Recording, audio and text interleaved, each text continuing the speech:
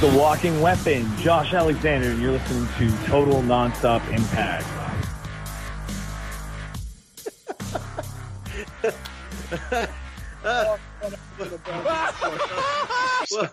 That's how you know Kyle's back. With the Total Nonstop Impact, and what an intro!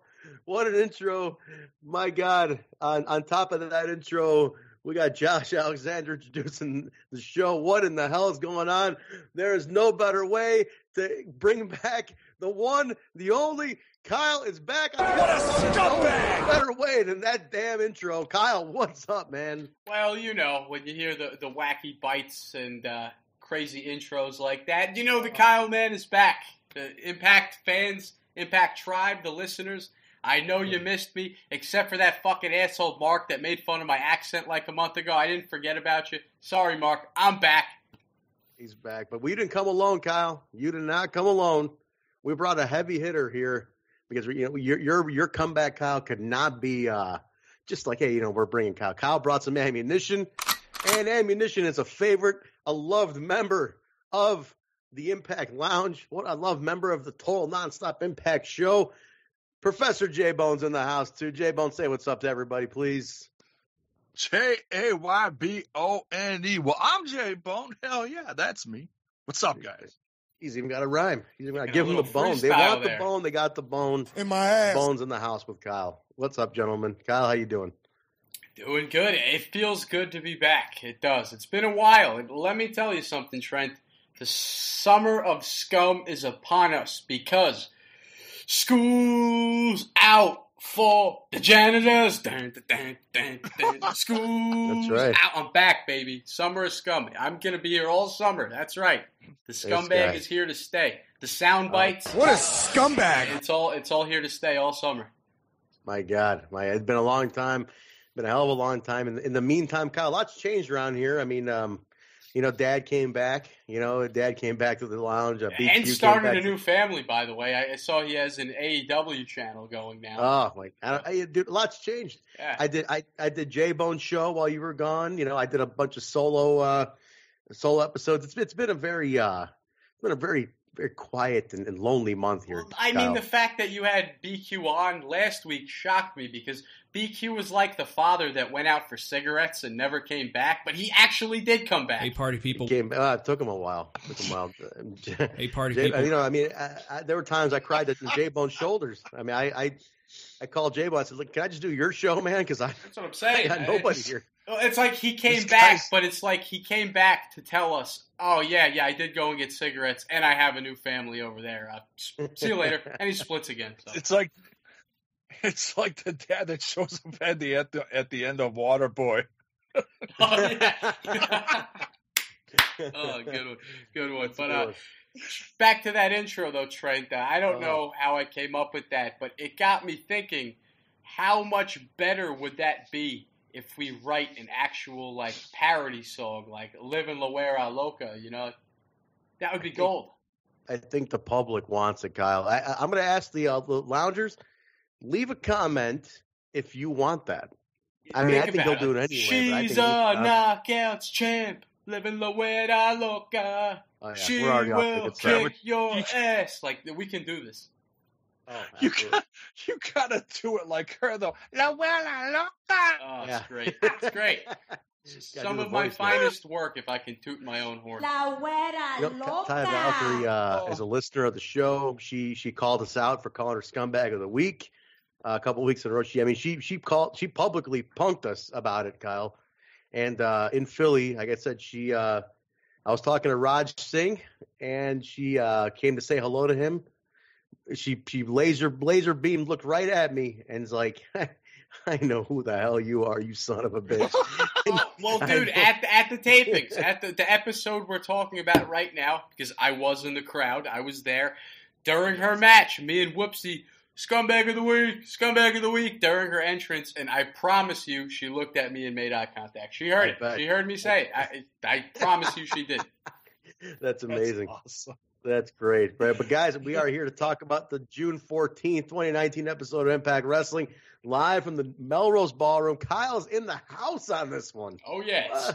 My Sven Gulli shirt hanging out, you know. It was funny because when I first got there, we got our tickets off of Groupon, and it was just like general admission. So it didn't give us a specific seat to go into. So when we got there, it almost appeared as if we were going to have to stand, but then we went up to the balcony. We went too far up the staircase, and we went into the spot where all the wrestlers were. That was an accident. I thought Jordan Grace was going to kick my ass because she was standing right there. And we went back down, then went back up again, went on the balcony for a bit, and then a nice, I believe, Impact employee, not sure who he was, came up to us and was like, hey, guys, nice gear. They're talking about the merch we were wearing. He's like, you guys want to come down and sit on the bleachers? We have some open spots. So we ended up getting lucky. The seats that I was going to pay like $40 for, we got to sit in for free. Just on the hard cam side, they had a few open spots because, they like to, pack out the one side. And not to say that we were empty on the other side, but in the very last row against the wall, they had a couple open spots. So it worked out. Nice. All right, so when you're like, okay, the ring and the bleachers and the stage are in the background, which side are you on? Looking at it, left or right?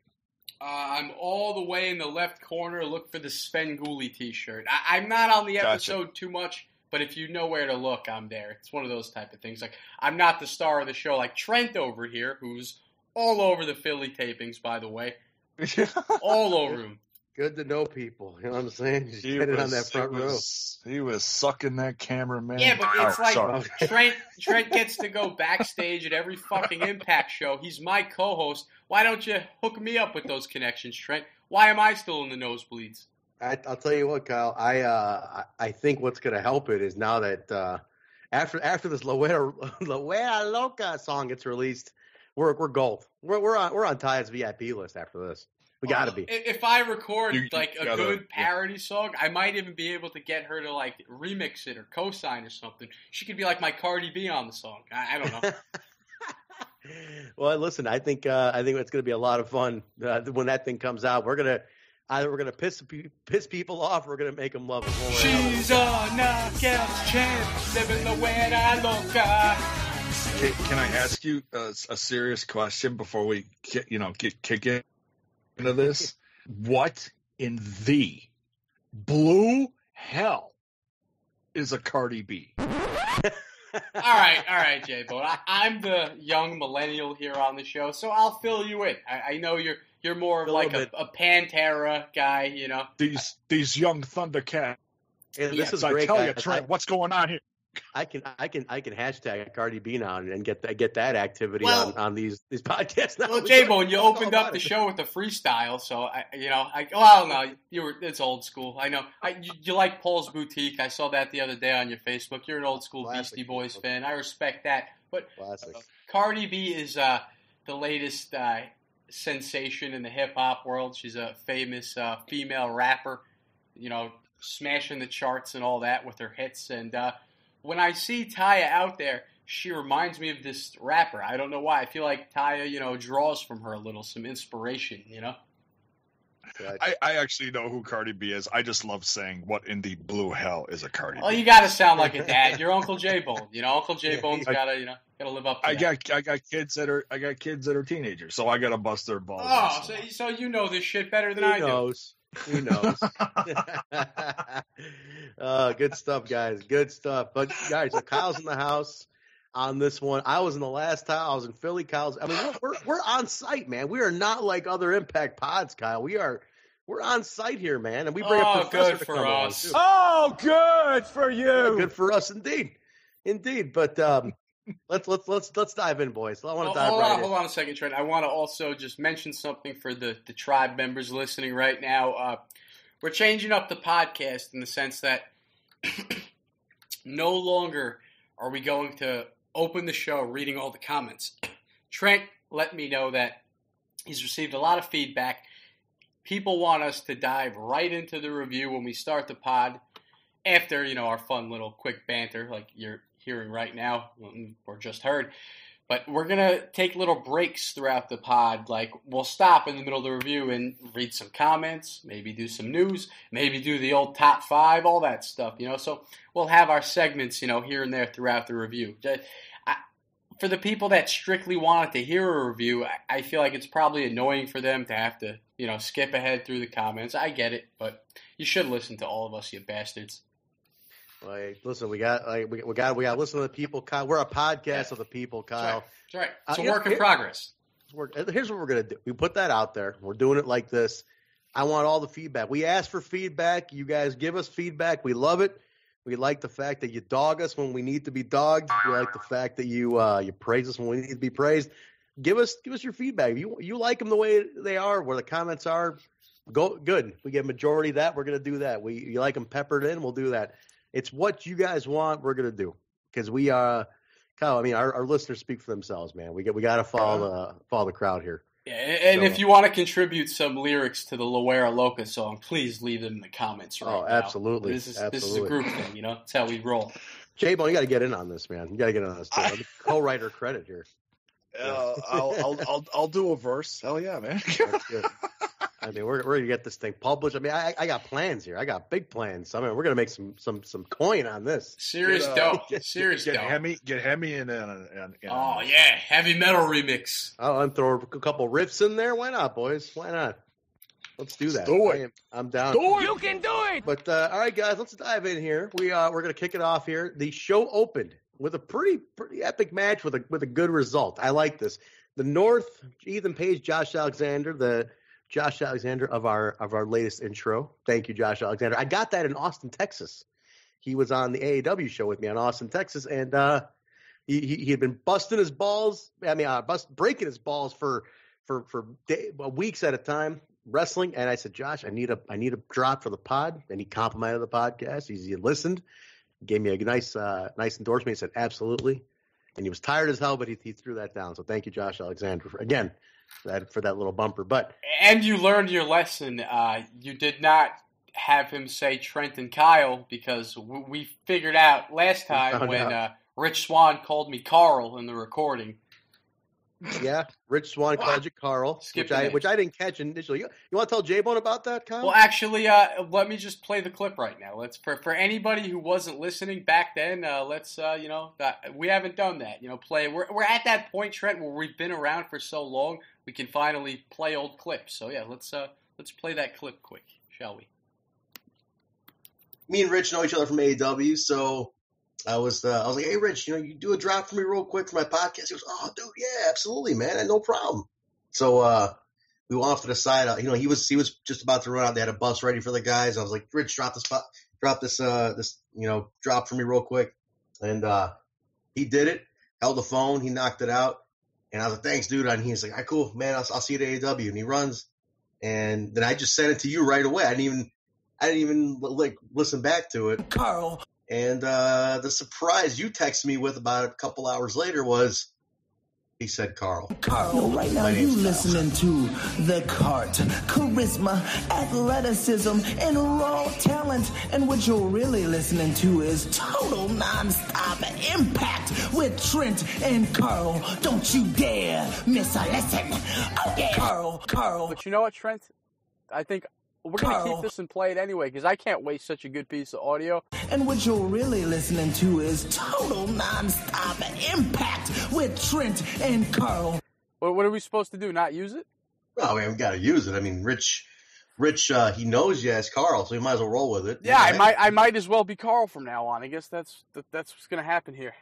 We'll say hi to him at Bound for Glory, and I'll introduce you as Carl. I'll say, hey, Rich, this is Carl.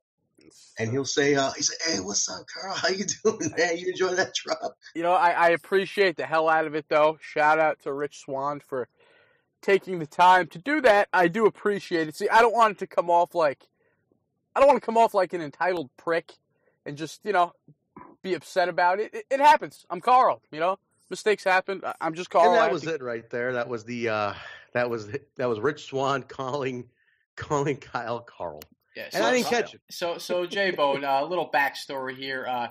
Trent was going to get, a drop from Rich Swan, which is awesome of Rich to do. Well, one of my favorite wrestlers, by the way. Such a fucking blessing from the guy. But Trent told him my name was Carl instead of Kyle. So when it got back to us, I had to edit the audio and cut out the name part, as you heard right there. But he called me Carl. And it's Trent's fault. It's not Rich's fault. Trent set that up. That was all Trent. Was there a lot of noise around there? Was it a hopping atmosphere and he just misunderstood you? I think he misunderstood. He was on his way out, and I said, and I had mentioned it to him before earlier in the night. And I said, Rich, can you give me that drop real quick? He goes, yeah, no problem. And then he did the drop, and I was so excited. I was like, all right, Rich, I'll see you later, man. Cool, see you. And I just sent it to Kyle right away. I didn't even think about it. And his response was, who the fuck is Carl? Yeah, bullshit, Trent. You heard him say it, and you cracked a sick smile. Yeah, that's perfect. Rich probably said to you, hey, Trent, was that good? Should I cut it again? You're like, no, perfect. Perfect. Great. Let it be. Let's bury Kyle. Let it be. I'll get more. I'm working on more, Kyle. I'm working on a couple more also, here. Please keep harassing the wrestlers to contribute audio to our show. I mean, listen, they've been happy to do it. I got a couple in mind for the next one. The Rascals have done it. We've gotten Josh. We got Rich. Am I missing one? I think that was it. 3, right? I got more in mind. I got more coming. Don't you worry. But all right, guys, let's jump in here. We opened up the North. Ethan Page, Josh Alexander taking on Sabu and RVD, ECW legends in New York City, Melrose Ballroom. We had, and then there was Super Genie, which is Mrs. Sabu.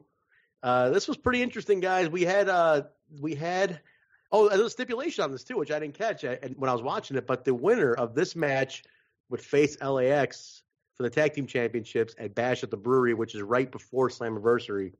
And so good result. The North comes out on top on this one. We got the young guys winning on this one. This was good. I love seeing Sabu, in his older years. Now, let me be honest here, Trent. I was not having the highest expectations for Sabu when he came in, and I'm not shitting on Sabu. I love Sabu, but I saw Sabu at an indie show maybe 2 years ago, and it probably just so happened he was going through an injury or something, and he was limping a lot. He just didn't look good. It was unfortunate. It was sad. It wasn't even funny. It was fucking sad, and I hadn't seen him wrestle for a while, so when I heard he was coming back to Impact, I was like, oh, shit, I wonder what shape he's in. And I gotta say, he must have gotten some surgery or rehabbed or something and whatever. I think he was pretty impressive. I saw people online bitching, old ECW guys. But man, I thought Sabu really fucking put on a hell of a match. And he was doing some wrestling in the match as well, which kind of added Sabu's, old arsenal. Yeah. What'd you think, Jaybone? When you're in the ring with a hot, I'll say hot young tag team, because I still think in the eyes of the public in the indie scene they know him, but being on TV, Josh Alexander is still pretty fresh and new, and Ethan Page new to the territory, Yeah, exactly. Yeah, you gotta. They did the right thing by having the North win here, and the back and forth was great. I felt like they told a really good story in the ring, and they also included, Moose, at the end with the RVD. That just adds a exclamation point to the start of this feud leading into the next few weeks going into Slammiversary. Mm-hmm. Yeah, man, I dug it. Yeah, this was real needed. I think, people are a little bummed about. I mean, I heard a lot of negative feedback about like, oh, the ECW guys went over in Philly on the young guys, and I was like, I was kind of defending. I was like, look, it was in Philly, ECW arena, feel good moment at the end to go off. I mean, you needed that. I was totally fine with that. The fact that they made it up here, which I figured would happen, I thought was perfect. You make it up here. It was a good match. Yeah, Kyle, like you said, man, Sabu, as beat up as this guy is, he was belting out all those moves that he did, man. He got all of his classic spots, and he was diving over the ropes, hit the Arabian facebuster through the table, like all that stuff, man. He hit everything. I got to give it to the guy, man. I got to give it to him. Impressed. I was impressed, yeah. I mean, since he's come back since, what was the one they did during WrestleMania? The United Stand. Yeah, I mean, I was impressed. I'm like, okay, well, RVD. I'm like, okay. I got to be honest though. I did have a couple chuckles. I was like, damn, Sabu's got that pose down. I think he did about a dozen poses getting to the start of the match. Classic. Vintage Sabu. I'm just kicking. I'm kicking back in my chair. I'm like, oh my god, how many times are you going to point, dude? And Super Genie gets down on her knees. I don't know how many times it does the hands together, the brand or whatever. Oh yeah. I was like, okay, we get it. Okay, you got the pose. Okay, one more. Okay, all right, we start. No, two more. Okay, two more poses, 2 points. Okay, now we're starting. Okay, yeah. I like that point you made though, Trent. That they had the ECW guys get the win in Philly and then brought them back to New York and, got to even the score and, obviously, rightfully so, put the young guys over. I want to go around here. I've seen a lot of not a lot, just here and there, and people just complain to complain, but people have been bitching about the older ECW guys coming back. I don't know if this is related. I saw Garrett Kidney. Garrett Kidney. We love Garrett Kidney. We fucking talk that guy up on this show all the time. He put out a tweet today saying, "There's one thing that could disinterest me about any wrestling promotion is trying to be the new ECW." And I don't know if he was taking a shot at Impact for bringing these guys back. I mean, Garrett obviously just stopped his job as the social media guy. So I don't know if there's any tension there because the guy lives and breathes TNA. I couldn't imagine that he has any harsh feelings towards the company, but who knows? I don't know him personally. But aside from him, I've been seeing some tweets online of people kind of bitching about the ECW guys. And I don't get it. I mean, my wrestling, I like to see legends go up against young guys. I like to have veterans in the mix. What's the big deal? I don't get it. It's not like they were putting together a Hardcore Justice pay-per-view. They went to Philly. It made perfect sense. You know how many Philly wrestling fans fucking miss ECW so much? It was a treat for those guys. And it made sense to bring them back to New York. And as we saw with Sandman and whoever else, things, they evened the score a bit. So I was a fan of it. I don't think you're going to bring all these guys into the next set of tapings, but I think RVD should stay around. Tommy Dreamer is a permanent part of the roster. But if we do see Sabu once in a while, guys, not only a legend in ECW, you can't take his TNA years away from him. Sabu has a long history in TNA. I like to see veterans in the mix with my young guys. I don't want a roster of all young wrestlers, personally. Now, do you guys agree or disagree with me? Go with Jaybone first. Go ahead, Jaybone. I'm okay as long as they're not sticking around too long. It's like I was like, okay, if we're gonna do like the summer of or not quite a summer long, a few months, 3 or 4 month thing, through a couple different tapings, get a couple wins for the classic, okay, but then in the long run, put over the younger talent like they did in this episode a couple times between Sandman, Sabu, and RVD, and leading into Slammiversary. I feel that's what the story that needs to be told, and that's what they're doing. It's going to be interesting though to see what they do with RVD and Moose. I feel like not to start predictions early because I usually don't, before I just do them, but I feel like RVD should put over Moose. Yeah, I mean, you have to. Yeah. I'm okay with it as long as it doesn't last too long. I don't want it to last like the rest of the year. Just because it's like, all right, what else are you gonna do with them? I think the whole point is, like these guys are. Anytime you got young or veterans coming against young guys, the whole thing is to give that little rub to the young guys, right? That's the whole point. And the win here, huge for the North. They got that on their belt. You got the Moose RVD thing. I mean, this is great for Moose. I mean, because Moose calls himself Mr. Impact Wrestling. RVD was Mr. Monday Night, and whole effing show. I mean, I love the promo after the show, after this match.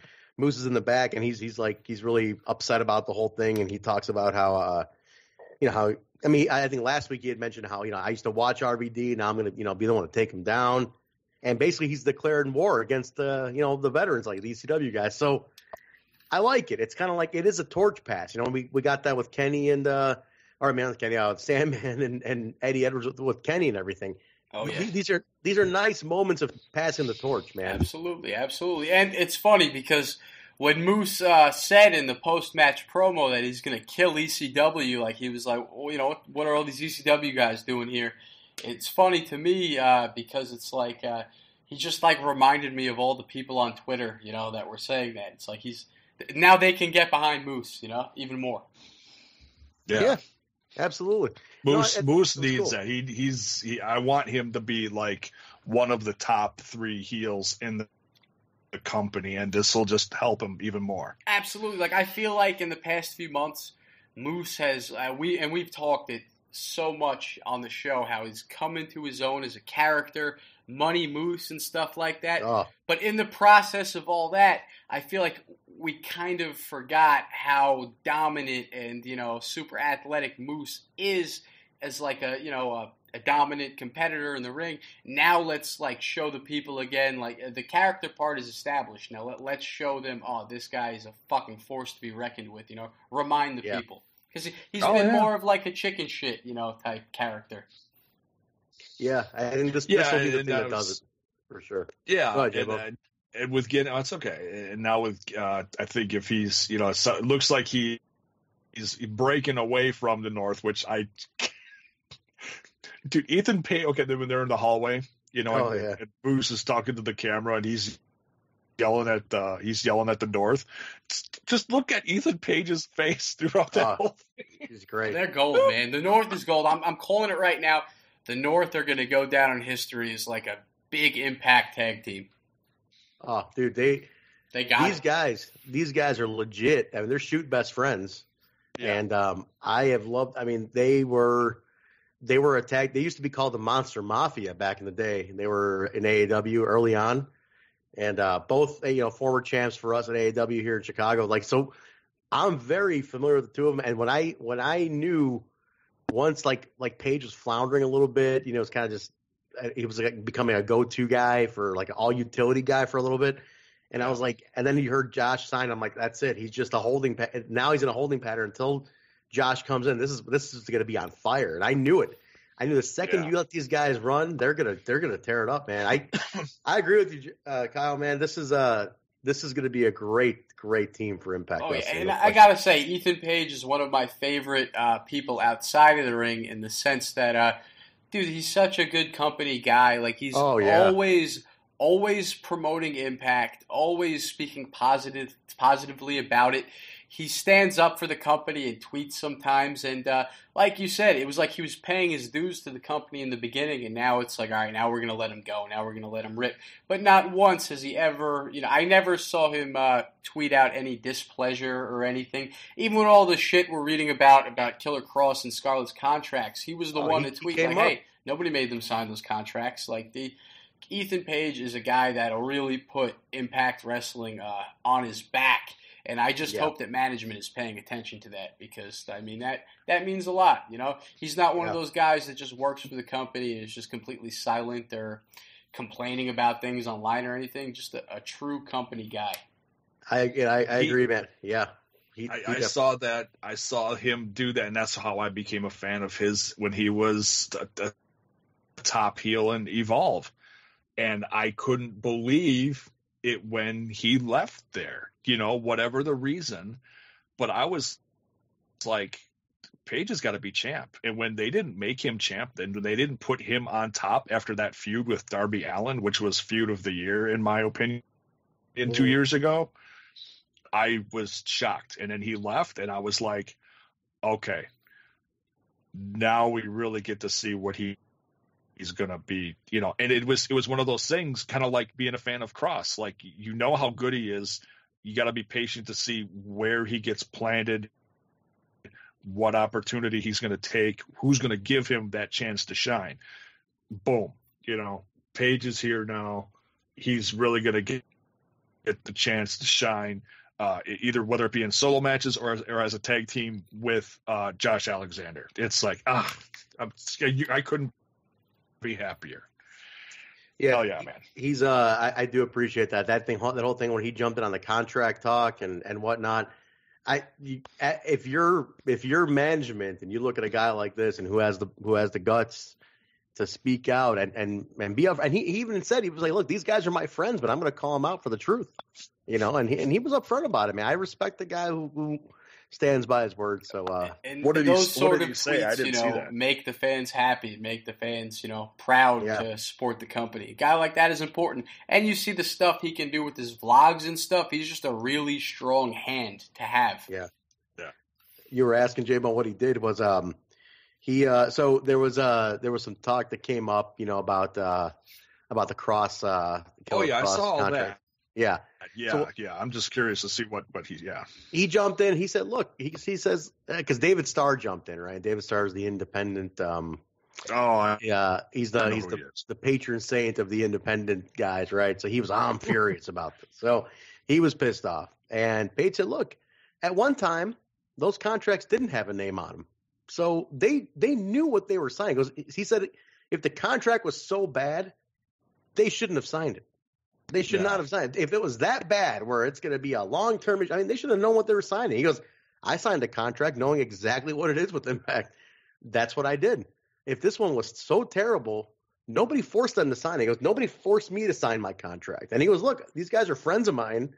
They're people I share locker rooms with. But he goes, I want the best for all the boys and girls. But the fact remains that nobody forced me to sign a contract, just like nobody forced anybody else. And he put that out there, and I appreciate that about him. That was pretty upfront about the guy. So wow, yeah. Hey, listen, that's how you gain points with your bosses too. I mean, people look at that and like, yeah, this guy has some, you know, he's got some integrity. We're gonna run with a guy like this. So good for him, man. Good for him. All right, let's move on here, gentlemen. That was so we did get to the Moose. Moose was in the back. He was bitching about to the north about the whole thing. But this feud's gonna be fun. We went to a knockouts match after this. It was Havoc. This was her first match back after her hiatus, so she made her re-debut, faced off Rosemary and everything. But this was her first match back. She comes out accompanied by Jim Mitchell and Sue Young, and she took on Masha Slamovich, which was a great throwback type of name from like the 80s. Like, you're a wrestler? Slamovich. That's going to be your name. So I thought it was a little funny, but what do you guys say? Now, Kyle, I'm going to start with you. Were you a Havoc fan back at her first run? You a Jess Havoc fan now? Give me your thoughts on this. Oh, absolutely. I was a big Havoc fan, and I just want to ask you, Trent, do you miss the face mask look? She's got a different look this time around. Well, she always has that gas mask. Did she not come out with the gas mask? I'm trying to remember now. She did, but I'm positive that she used to keep it on in the ring in the original run. Am I wrong? She looks different. Her new look is just different. I don't remember her wrestling with the gas mask on before, but no, it's no, I love she's evolved her style and look since the last run. I do also like, just a side note as a music guy, her entrance music is like a remix version of her old music, which I already loved, and I thought that was a cool little touch. Oh yeah, the EDM sounding theme's cool. Yeah. Jaybone, what about you, man? You a Havoc fan? Her old run, current. Any thoughts, Jessica? When she was with the company before, I was a real Fairweather fan, so I don't have a lot of comments as far as what she did before. But I knew she was there. But I've seen a lot of stuff of hers since, like in the Indies or whatever. She's also on that Women of Wrestling with her indie tag team partner. What's her name? Nevaeh. Yeah, Nevaeh. She's on that too now. So that's it. And I'm like, okay, let's get the ball rolling and let's bring in Nevaeh to Impact Wrestling. I think that's the next step we got to take here. Let's just knock it out of the park. I think it's inevitable. Yeah. Oh, I figured it out. No, she didn't wrestle with the mask on. I'm looking at old pictures of her. I got confused. It was the she used to have the black stuff across her eyes, like the almost like the black metal look. That's what okay. Yeah, but yeah, I was ecstatic. I don't read spoilers. I didn't know she was showing up, and when she showed up and they were playing her music, and the look on Rosemary's face last week, it's great. When she showed up, I was like, you're hearing the sirens going off, and I'm like, what the hell? What is that? I didn't recognize it. I'm like, who is this? What's going on? And the look on Rosemary's face, and all of a sudden they pan to the stage, and here comes Havoc. I was like, oh. Rosemary's look was great because she had a look on her face like, you got to be fucking kidding me. That's what that look was. That's all I thought when I saw her look. She's like, gee, give me a fucking break. Like, what else now? I don't need, no. No, it was good. It was good. Now, Jess is great.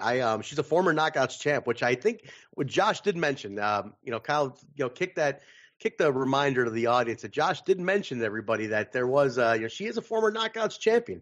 And she ran over that division. So Josh was quick to remind us about that. So definitely mention throw that in there and just remind the folks that Josh was putting her in this little history lesson that she's done that before. She was there before Rosemary and made some stuff happen. So she had and it was a short run. I think it wasn't even a year, man. It was quick. It was at the end of the Spike run, maybe into early Destination America. It was into Destination America a little bit, very little bit. Okay, so it was the tail end of the bad TNA days there. Okay, I disagree. I like disagree. I think they really heated up at the end of the Spike run. At the very end, from the stuff with EC3 and Spud, Bully putting Dixie through the table. I have a soft spot in my heart for that little end of the run on Spike there.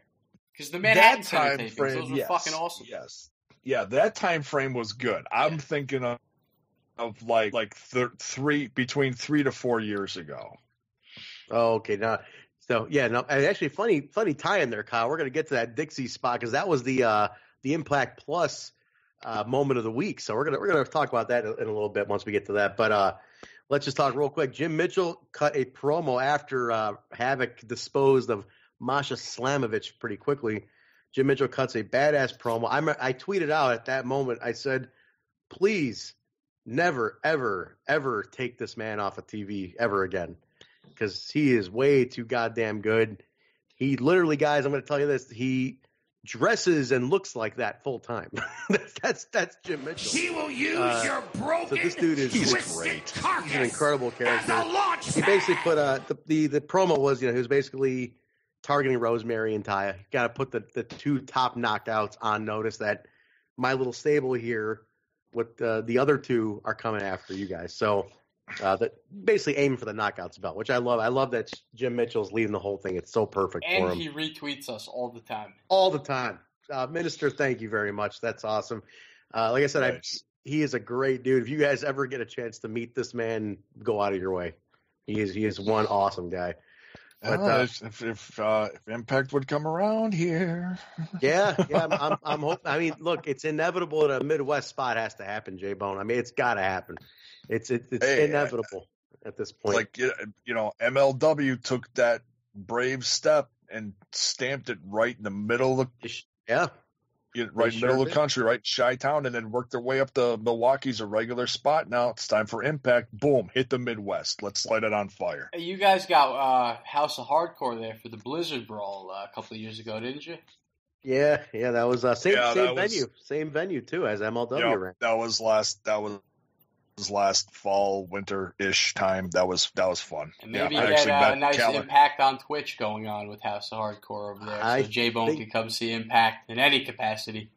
I think it's doable, man. Yeah, man. I think it's very doable. Which, by the way, I want to mention, I was also in the crowd for the Digital Twitch show they right? did with House of Hardcore, Digital Destruction. I was in the crowd for that one, and I have to say, anybody listening, if you did not watch that show and you're one of the fans that maybe doesn't go out of their way for the Twitch specials, watch that show because it was awesome. Nice. I started it. I didn't finish it. I got like a couple matches in. I got to finish it, but it felt like I felt like it didn't have a lot of people there. You're wrong, man. I don't know what it looked like on camera, but it was pretty packed from where I was. They had a lot of people standing. Also, I want to make a quick little. I'm going to ask a question here. I kind of pulled a scumbag move. I don't know if it was a scumbag move. I pulled a scumbag move at Digital Destruction, and I just want to see what you guys think of this. Because Trent, you work in independent wrestling, so you'll be able to maybe shed some insight. So I went to Digital Destruction with my buddies. Once again, we bought general admission, and when we got in, we saw a lot of people standing, behind the seats. But then we noticed behind the camera, like on the side where the camera is, there was a couple reserved rows, the rows that cost extra money with some empty spaces in them. Now, no usher came up to us like at the tapings that we're talking about right now. Right. We saw the empty seats, and we took a seat. We took a seat in the third row. We took up 3 seats in the third row. Nobody was taking the chairs. Now, nobody came up to us looking for them. I guess they didn't sell them, or those people didn't show up. Now, am I a scumbag for doing that, Trent? Because there were a lot of people standing, but I just, nobody stopped us. Is that a scumbag move? There were open seats, but they were seats that were, higher tier. They cost like $40 a seat. Here's what I say, and I work in this. If nobody takes them and they're sitting open, and they're nicer seats that get seen more on photos and video, as a guy working in it, if nobody's claiming them, I say you claim. I'd be okay with it. All right. If the people came in and say, "Oh, those are my seats," and you're like, "All right, cool," and you move. They're gonna come to me anyway and bitch about it, but if they're open, shit, man, I'd rather you fill it up and make it look better on camera for us, because I don't want any open seats on a premium side. Absolutely not. So, not a problem. If as long as they didn't come in claiming their seats, you're good. I think you're fine. Yeah, I agree. Yeah. Yeah, fair enough. I want to add a comment here. We're talking about the women's knockouts match with Jess. Our listener, Eric DeHoff, on last week's show left a comment saying he said he was very happy to see Jessica Havoc back in Impact. I definitely want to see Nevaeh join OVE. So that just goes into what we were just saying. Yeah. We Nevaeh did, is prime. OVE's prime for a woman. Jess, that's very public. Sammy and Jess make it very public that they are a couple in real life. And we thought it'd be a layup, they have Jess and OVE, but I love the fact that she's not. I like that she's doing her own thing. Jess is kind of her own entity with Jim Mitchell and Sue Young, so I think it's even cooler. And but Nevaeh could fit right in. I think that'd be perfect. So if you're going to give a woman to OVE, she'd be perfect for it. So we'll see what happens. An OVE lady, she's got to be a real scumbag. That's you got to be a real scumbag to be an OVE. Scumbag. I'll tell you the way this is going with Callahan and Tessa Blanchard, I would think it's the more obvious step. It's like, why is Callahan getting involved in this? And then all of a sudden Nevaeh shows up. That's what I would do. I have no clue what's going on. There you go, man. That's what I.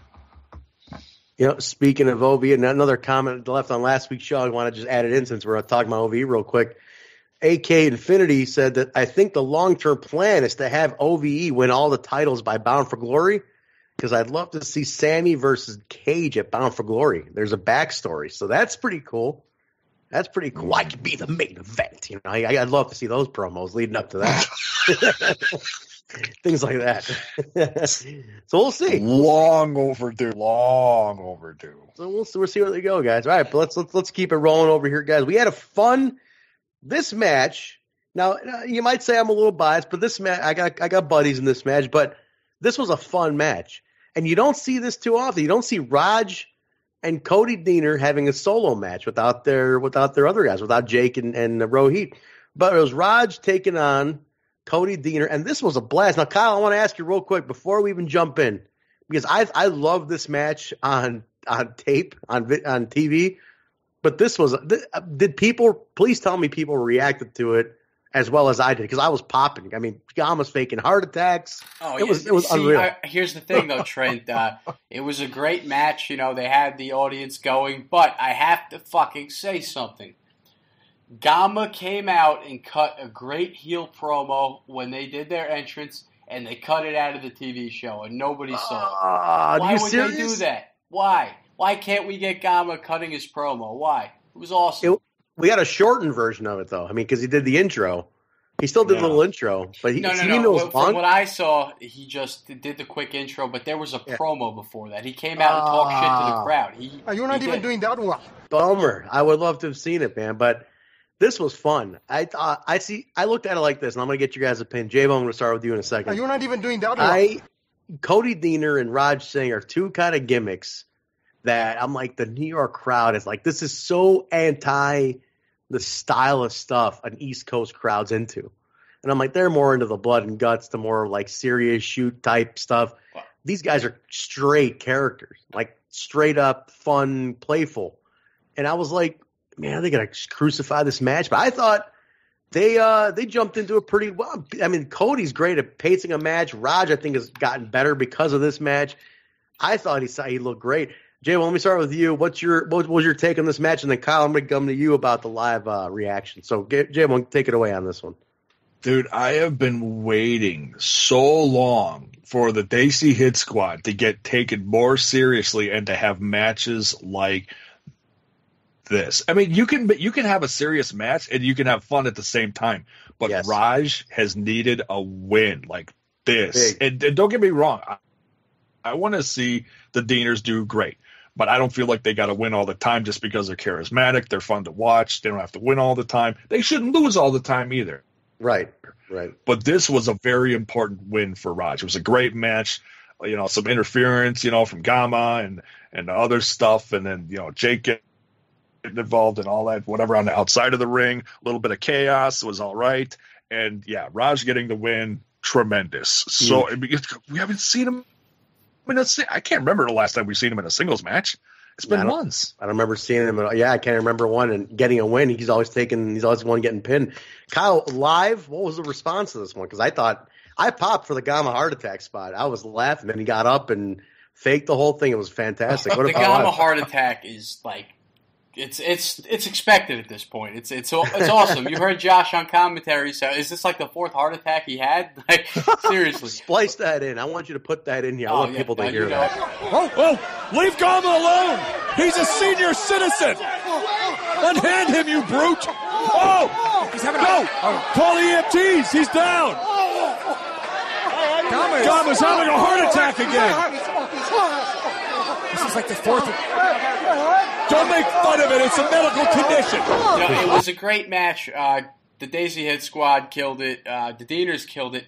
Now, I want to make a point, though, Trent. I'm not to take this in a different direction, but it's something that we need to address. We need to have a quick little discussion about. Sidebar. So, Raj came out wearing his Desis Hit Squad shirt that you can get on ProWrestlingTees.com that you should have, Trent. If you don't have it yet, you need to go order it. I want to make a point here. There's a poop sheet story going around, you know, from the dirt sheet shit websites, you know, Mike Blowjob Johnson, all those types of websites. The report is that there was a meeting before. You know that guy's a blowjob. I can say that. Fuck Mike sucks. Johnson. I'm not a fan. What a scumbag. I mean, I don't know the guy personally. It's just I follow his journalism, and he's had a clear anti-bias on Impact for a long time. He can lie his ass off as much as he wants. He could, I said this pause. No, he has a bias. He's an agenda. Let's not fucking lie. What a scumbag. I don't know if it came through him personally, but he certainly reported it. There's apparently a meeting before these tapings that wrestlers are not going to be allowed to wear their pro wrestling t-shirts on TV moving forward. They're only going to be allowed to wear stuff sold on shopimpact.com. Trent, Jaybone, is this a good move or a bad move? Is management wrong for this? If it's true, by the way. That's something here on the show. This is speculation. We don't even know if that story is true. This is just what leaks out onto the internet. But if this happened to be a real story, is management right or wrong, guys? I want to get both of your takes on that. All right, let me start with this, because this is something I've been thinking about, actually. So I saw like a lot of the guys do come out with their own, like the LAX comes out with their Suck Me Crew thing on, and these guys have come out with theirs. I mean, I've seen other guys come out with their stuff too. Look, I'm all for everybody trying to push their stuff, make some money, but the thing is, you're working for a contracted company. It's on TV.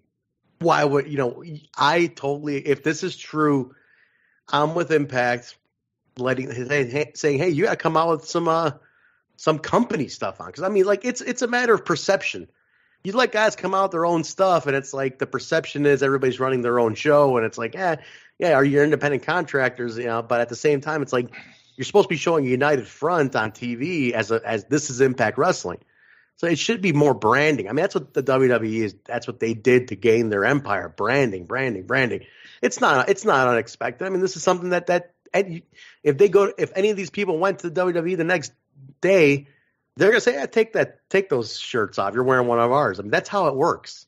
Yeah, you had it easy for a little bit here with it was easy going, and now they're saying, hey, we got to tighten up the ship. We need to sell some of our stuff. It does make sense in the sense that if you watch an Impact episode and you see a lot of guys come out with cool-looking T-shirts, not everybody knows to go to ProWrestlingTees.com. Right. They type in ShopImpact.com. They can't find any of those shirts. But at the same time, it needs to be said, if Impact is going to take that away from people, they're going to have to up their game on the merch. Because no offense to Impact, if anybody's an Impact mark, it's me. More times than not, the Pro Wrestling Tee custom shirts look much better than the stuff that's currently on ShopImpact.com. I'm sorry, A lot of them are like just those prints that say Impact on the bottom. Their current set of merchandise, wherever they're getting it from, some of the shirts I don't love. So they need to, A, step up their game with the merchandise, and B, you got to make more shirts. Not every talent has a shirt currently on ShopImpact.com. If these guys can't come on wearing their T-shirts, Trent, you said this to me in a text message. Maybe everybody should get one shirt. Maybe everybody gets at least one T-shirt at least. At least give everybody a shirt then. Everybody's got to have at least one. If you're going to do this rule, then hey, get everybody at least one design up, and that's it. What do you think, Jaybone? What's your take on that? I completely agree with this. I mean, this is a company that, like, and I've said this before. We've had this conversation as far as people are coming to shows now and buying tickets, and it's such a huge point in the whole growth of this company. Okay, now let's go further and let's get this merch going. Sell this merch. They've had crap for merch the last few years because the company's been in such a turnover. They've been getting rid of all the crap clearance. Not that the guys from a couple of years ago that were in the company were crap. Please don't take it as that. But, revamping the site, get new, fresh merch in there. And I agree with you, Kyle. Some of the merch, it's, like there's a couple cage shirts that could, maybe be a little more it's attractive. It's the one-sided print only on the front. They all have the Impact logo on the bottom. I like the Impact logo in the back up on the collar. You know what I mean? Like this. This is my personal take. It's just T-shirts. It's not that big of a deal. But I'm just saying, if they are gonna take the Pro Wrestling Tees shirts away from the talent on TV, they got to step up their game on ShopImpact.com. I'll agree. I just think, like I said, WWE, and of course their resources are bigger. But I even noticed even their lowest tier guy sometimes has a shirt, and it's like, if you're gonna do it, then you got to. If you're gonna put this rule, then give everybody at least one piece of merch. Maybe it's not even a shirt.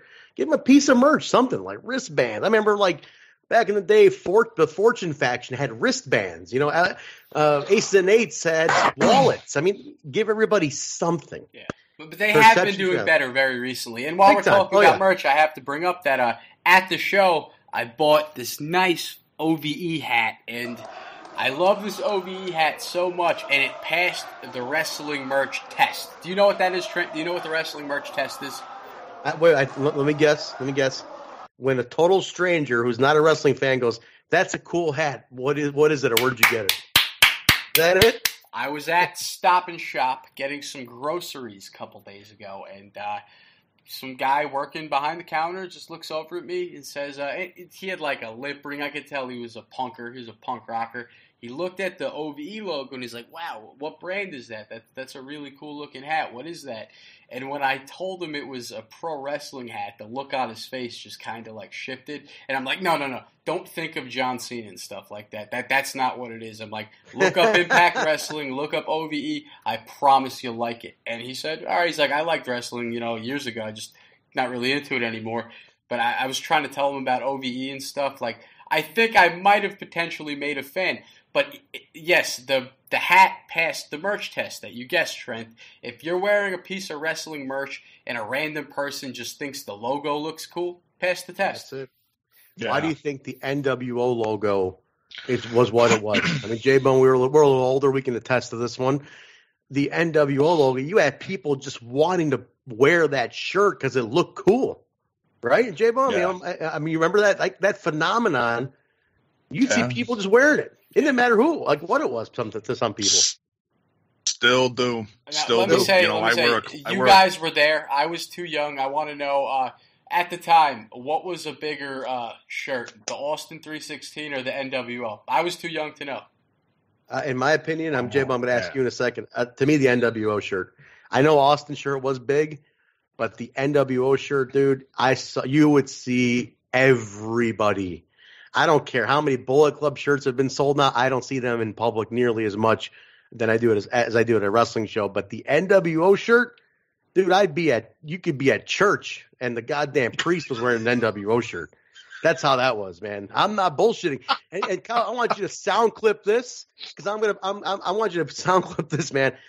I swear to you that the priest at church was wearing an NWO shirt. You know what I'm saying? Like that's how big the NWO logo was. And then when they had the Wolfpack come in, forget it, man. It was like all over again. So shirts, if it looks cool. Did he did he too sweet everyone during the mass? Yeah, instead of the what do they call it? The wafer. Instead of the what do they call when they give you the wafer? I'm not Catholic. Somebody help me out here.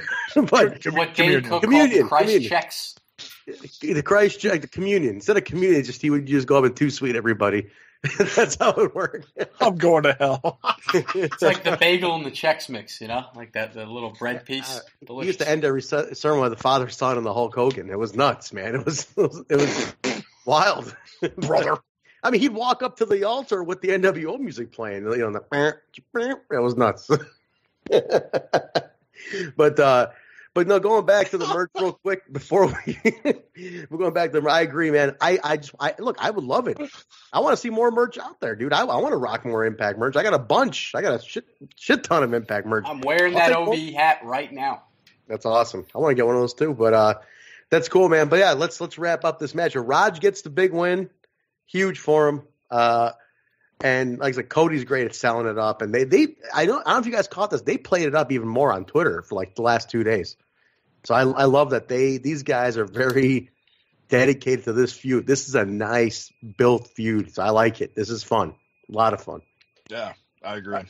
We go from that, gentlemen, to backstage. Johnny Impact is there to help, offering Michael Elgin some help in sending Willie Mack to the hospital, but Elgin has no interest. Elgin's kind of like annoyed by Johnny Impact. He's kind of like, this guy's really always in my face. He's always like bothering me. So it's like a very antagonizing kind of interview, but it's almost like he's trying to swat this fly, but he can't get rid of Johnny, and Johnny keeps calling everybody turd cutters, which is great because the best part though, Trent, is at the very end when he's just like, what a narcissist. He didn't mention anything about my hair. Put that clip in there, Kyle. Let's remind, because I forgot about that. You're right. Act like I don't have that queued up already. That's true. Who am I talking to here? Who am I talking to? Fred Norris over here. Fucking Martian, Trent. Amazing. What a narcissist. He didn't say anything about my hair. Your highlights look really good. Thanks, Bravo. Let's see. We go from that, guys. We go to Rosemary. She's questioning Jim Mitchell's ability to control his monster Havoc. So she's kind of just in there in her dark realm, and she's just kind of doing a very Rosemary self-talk. You know, kind of like, is the camera even there? I don't care. I'm gonna go into this poetic talk here and questioning Jim Mitchell's ability to control Havoc. So we got a great feud coming up. This is going to be cool. I would love to see this get added to Slammiversary. We got time. And you can also see it in the way Rosemary cuts her promo, how she's evolved as a character. Like, you think about, like, the way she used to talk when she first came in. You know, she was more like her delivery, you know, like the DK, the way she would speak. And now she's speaking a little more clearly. You know what I mean? I like both versions of Rosemary, but this is clearly an evolved version, I'd say. I like it. Hey, dude, you got to evolve. You have to. Evolve or die, so they say. It's true. It's true. I'm gonna go to this next little segment here, and Jaybone, I'm gonna start with you on this one because you're pretty well versed on all the on this realm here. We got Sami Callihan walks into the women's locker room and basically interferes, and I know what's her name, Masha Slamovich is there getting tended to by Alicia Edwards. Yeah. And she's like, helping her out. And Sandy comes in. She goes, what the hell? You can't be in here. What the hell's going on? Eating the food. He just starts chowing down on the food. Oh, yeah. Eating the food. He's just you know. Oh, yeah. It's just slumming. And, Alicia's like, you can't be in here. What the hell do you think you're doing? And he's looking for Tessa. And Tessa comes in. And you got to mention how Sammy was like, it's 2019 equality. I could come in the women's locker room. Why not?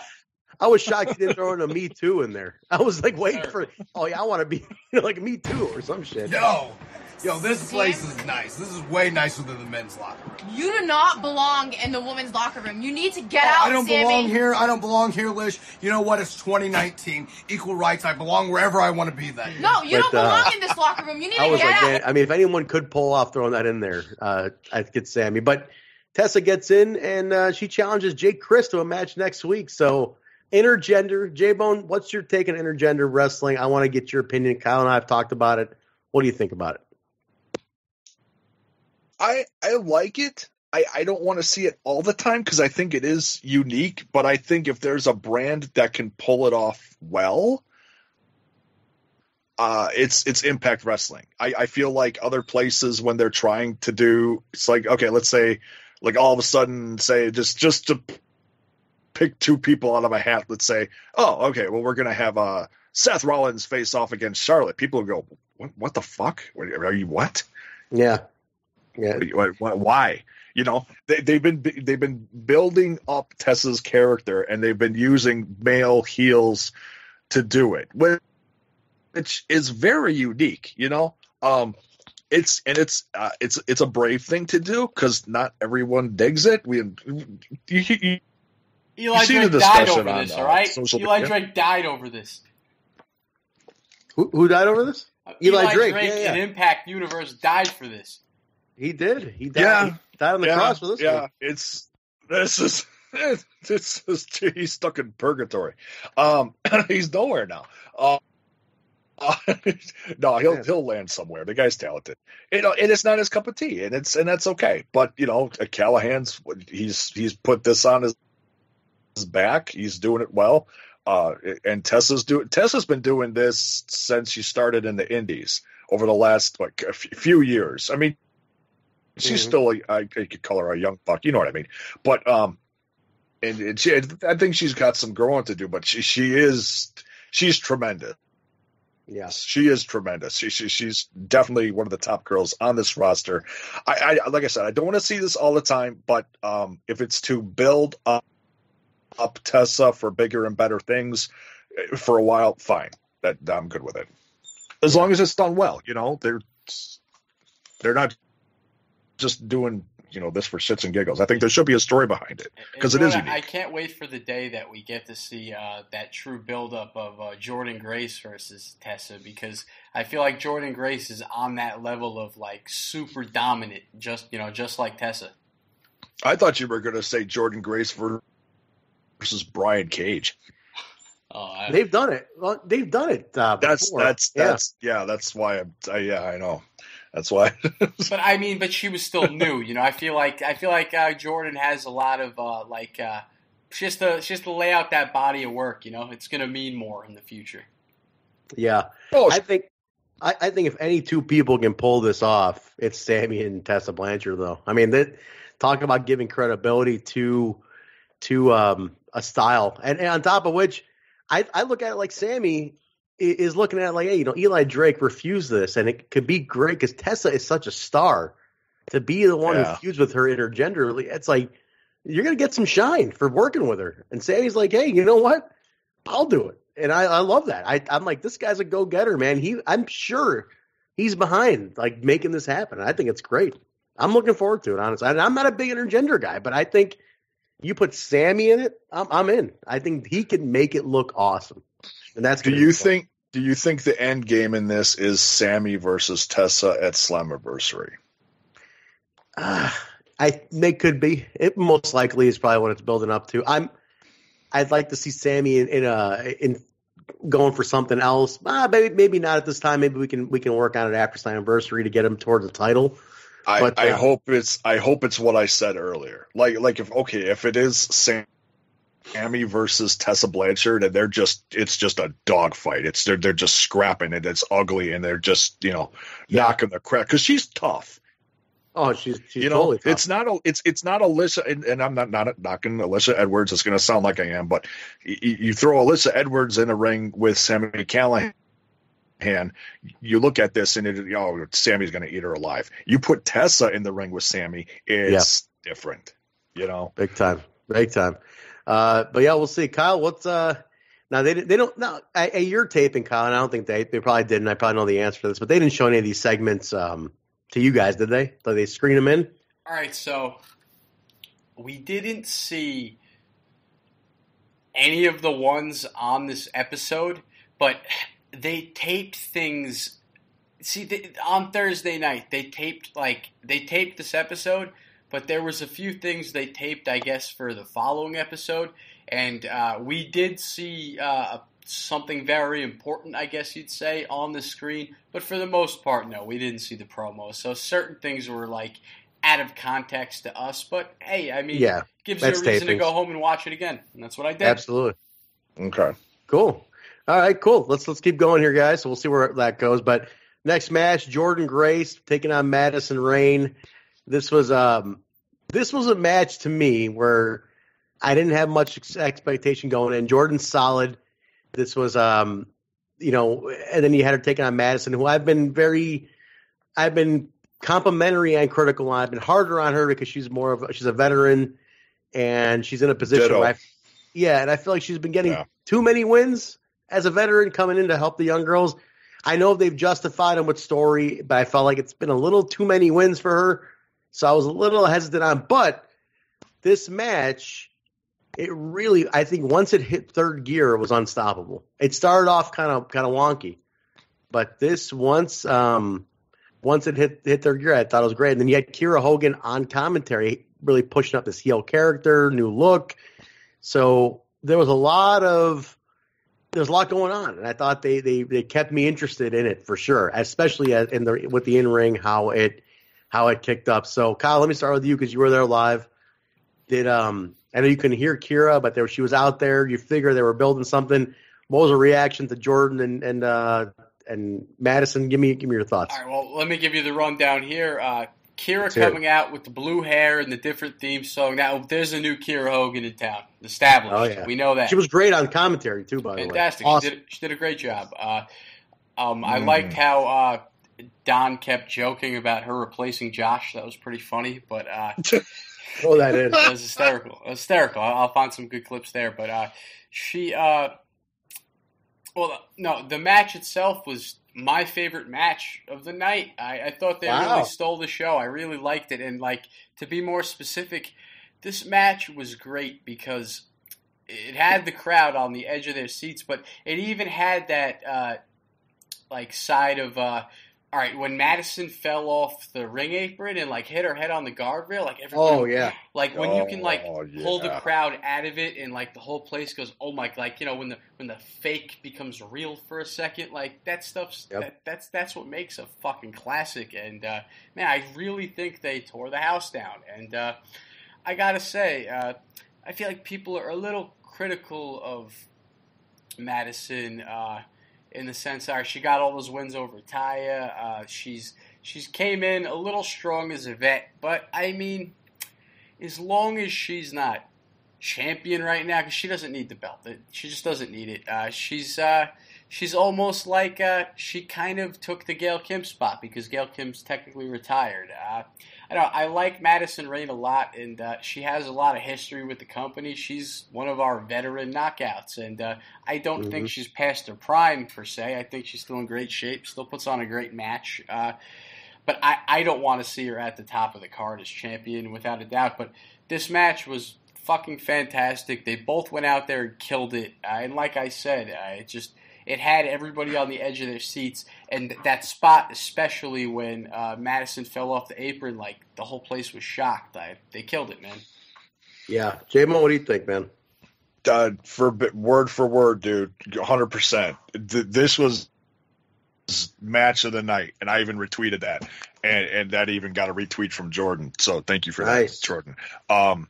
Yeah, and a like from Madison.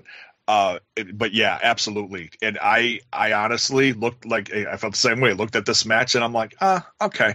And I have a whole new respect for Madison, and a lot has to do with this match. I feel like I didn't want to say that and sound disrespectful, but this match specifically like slapped me in the face. Like, oh shit, Madison is pretty awesome.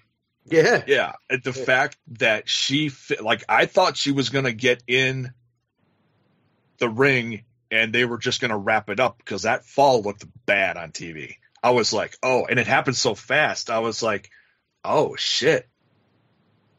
And she gets in and they kept going and they kept going. And I'm like, wow, Jordan's not wrapping this up. So she must be okay. And then she even comes off with the win. And just the story they told in the ring, I'm like, God damn, this is the match of the night. 2 weeks in a row, I said this. Yeah. Jordan Grace's match of the night.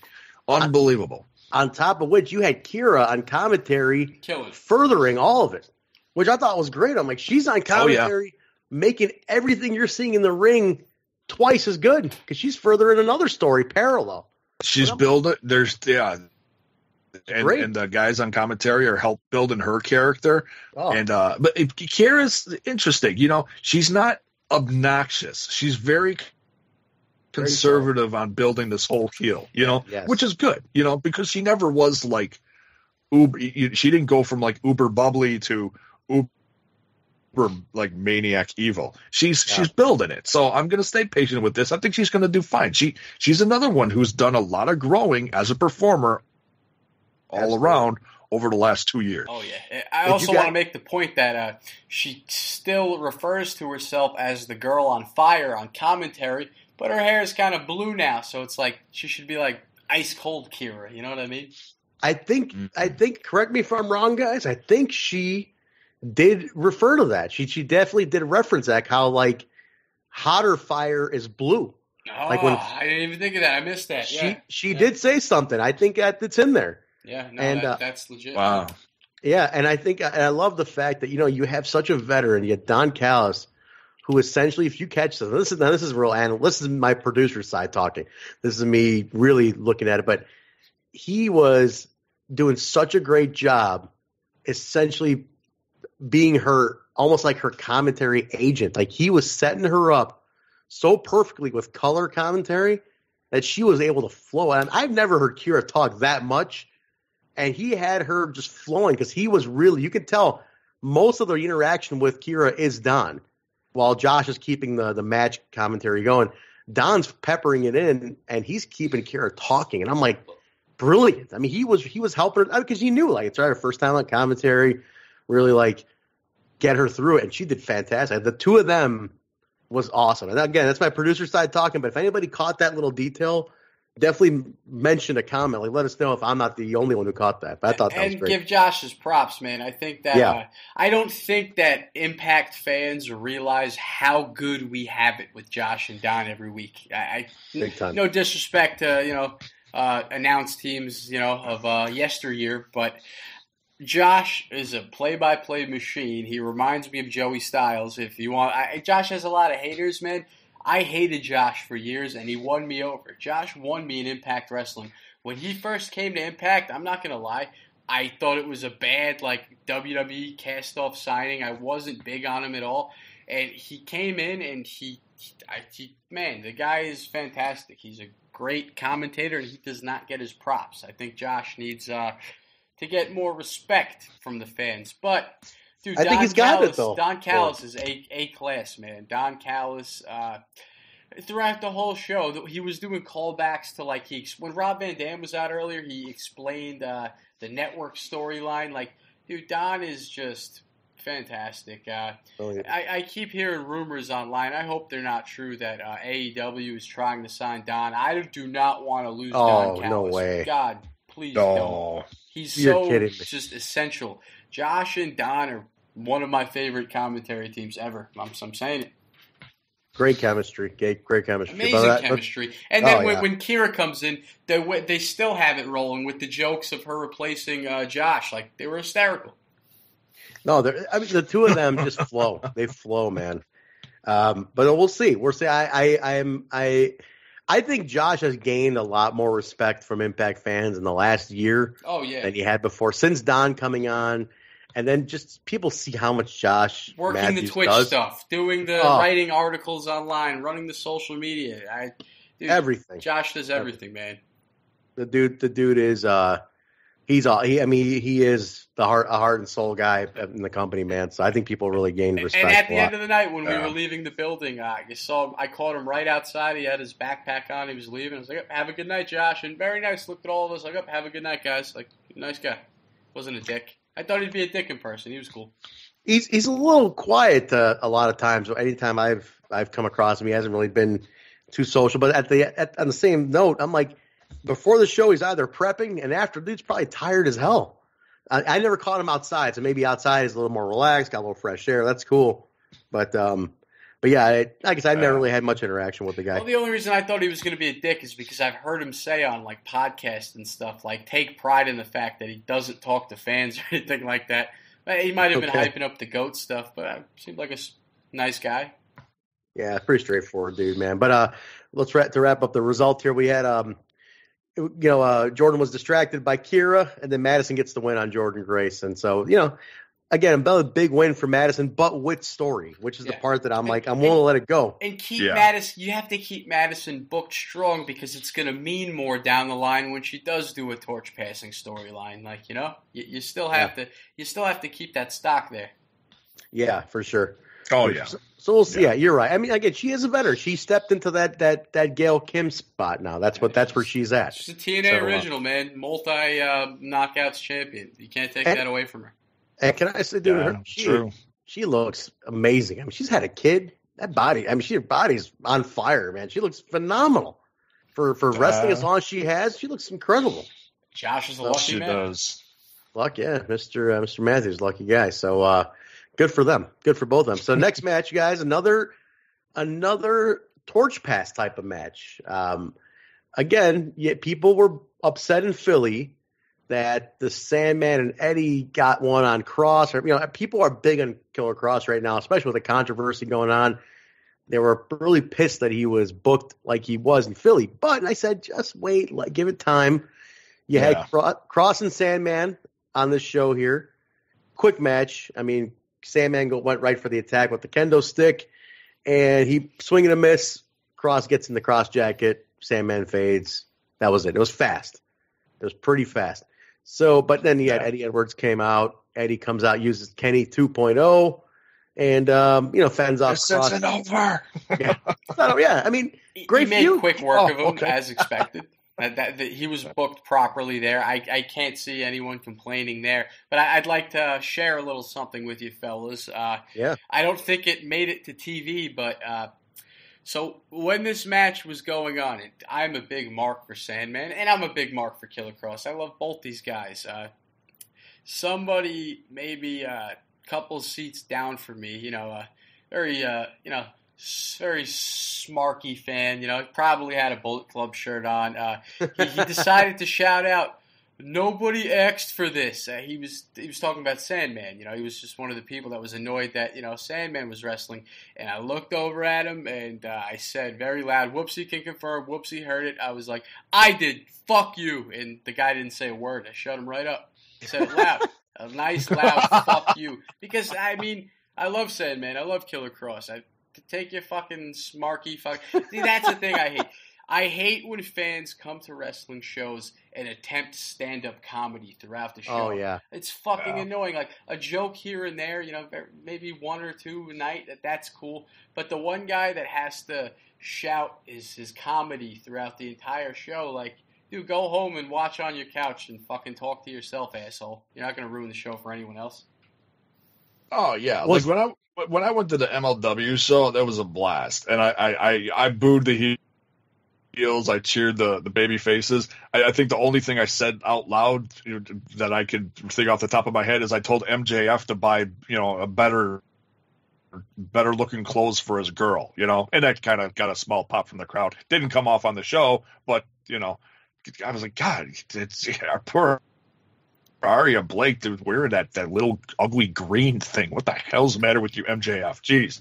That's funny and cool. I'm sure you didn't stand there the entire show throwing one-liners out during every single match. Oh, no. Just, I try to make the boos loud and stuff like that. But even when, like, somebody like, "Oh, that was sloppy. You fucked up." Yeah. Come on. Did you hear a lot of that? Did you hear a lot of that in New York? Because I get it a lot in Chicago. You got a lot of smarky guys in Chicago, but it's always the guys wearing the Bullet Club shirts. Always. It's always it's the guy that has to come in and let everybody know, "Yeah, I'm down with the Elite. I watch New Japan all the time. Look at all my merchandise." And hey, man, to each his own. New Japan is awesome. That stuff is cool. Nothing wrong with that, but it's just like they've developed a stereotype for themselves. Like, there's wrestling fan stereotypes. That's a wrestling fan stereotype of the modern era. Yeah, no doubt about it. No doubt about it, man. But listen, I thought it was great. This match, it was cool because it showed Cross as a killer. Yeah, Killer Cross took him out, took out a legend in like 38 seconds. Oh, wait till you see where this goes. I'm just gonna give you guys a little hint there. Interactions between Sandman and Killer Cross. You're not going to believe it. You got to see it for yourself. Stay tuned till the next episode. No, I'm not going to. I don't know anything either. Nope. But it's funny. I don't want to hear anything. Nope. But it's funny you mentioned that because Basil, my buddy Basil, who did ringside photography, as people know Basil from the Impact Lounge and Total Nonstop Impact here, and we'll not get into that controversy, but. He mentioned the same thing as like, just wait till you see what comes out of that match. Yep. Because it's some of the best work Absolutely you've ever unbelievable. seen. I heard it was some of the best work you'll see on TV. I'm like, holy shit. Yeah, and this when this started, I looked at Cross and Sandman and I'm like, okay, I dig Sandman, the whole ECW thing. We got a couple legends in the house, with the Sabu and the RVD, Tommy Dreamer comes on once in a while, but I did not want this to go on a long time. This was short and sweet, and when Cross choked him out in like less than a minute or whatever it was, I'm like, perfect. That was perfect. That's exactly what I wanted to see. Cross is, dominant, choked him out. It's how it should have been. Like you said. Realistic. Yeah, he got the fan base pop in Philly, which was appropriate. It's ECW country. Came to New York. Just say ECW cunt. Country.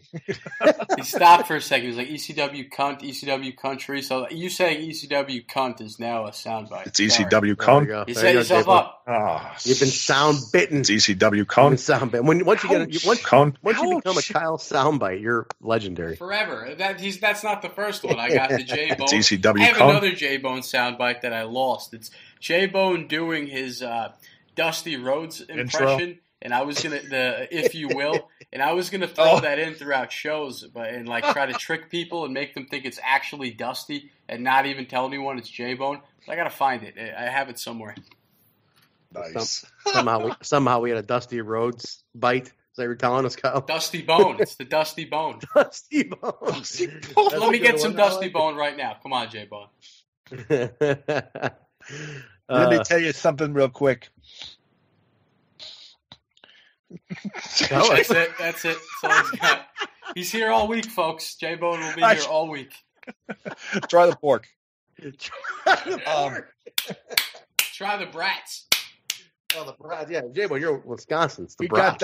We got the brats on the grill. It was juicy tonight. You put the relish. You got the mustard. We should have. You slap on the mayo if you're a weirdo from Chicago. If you will.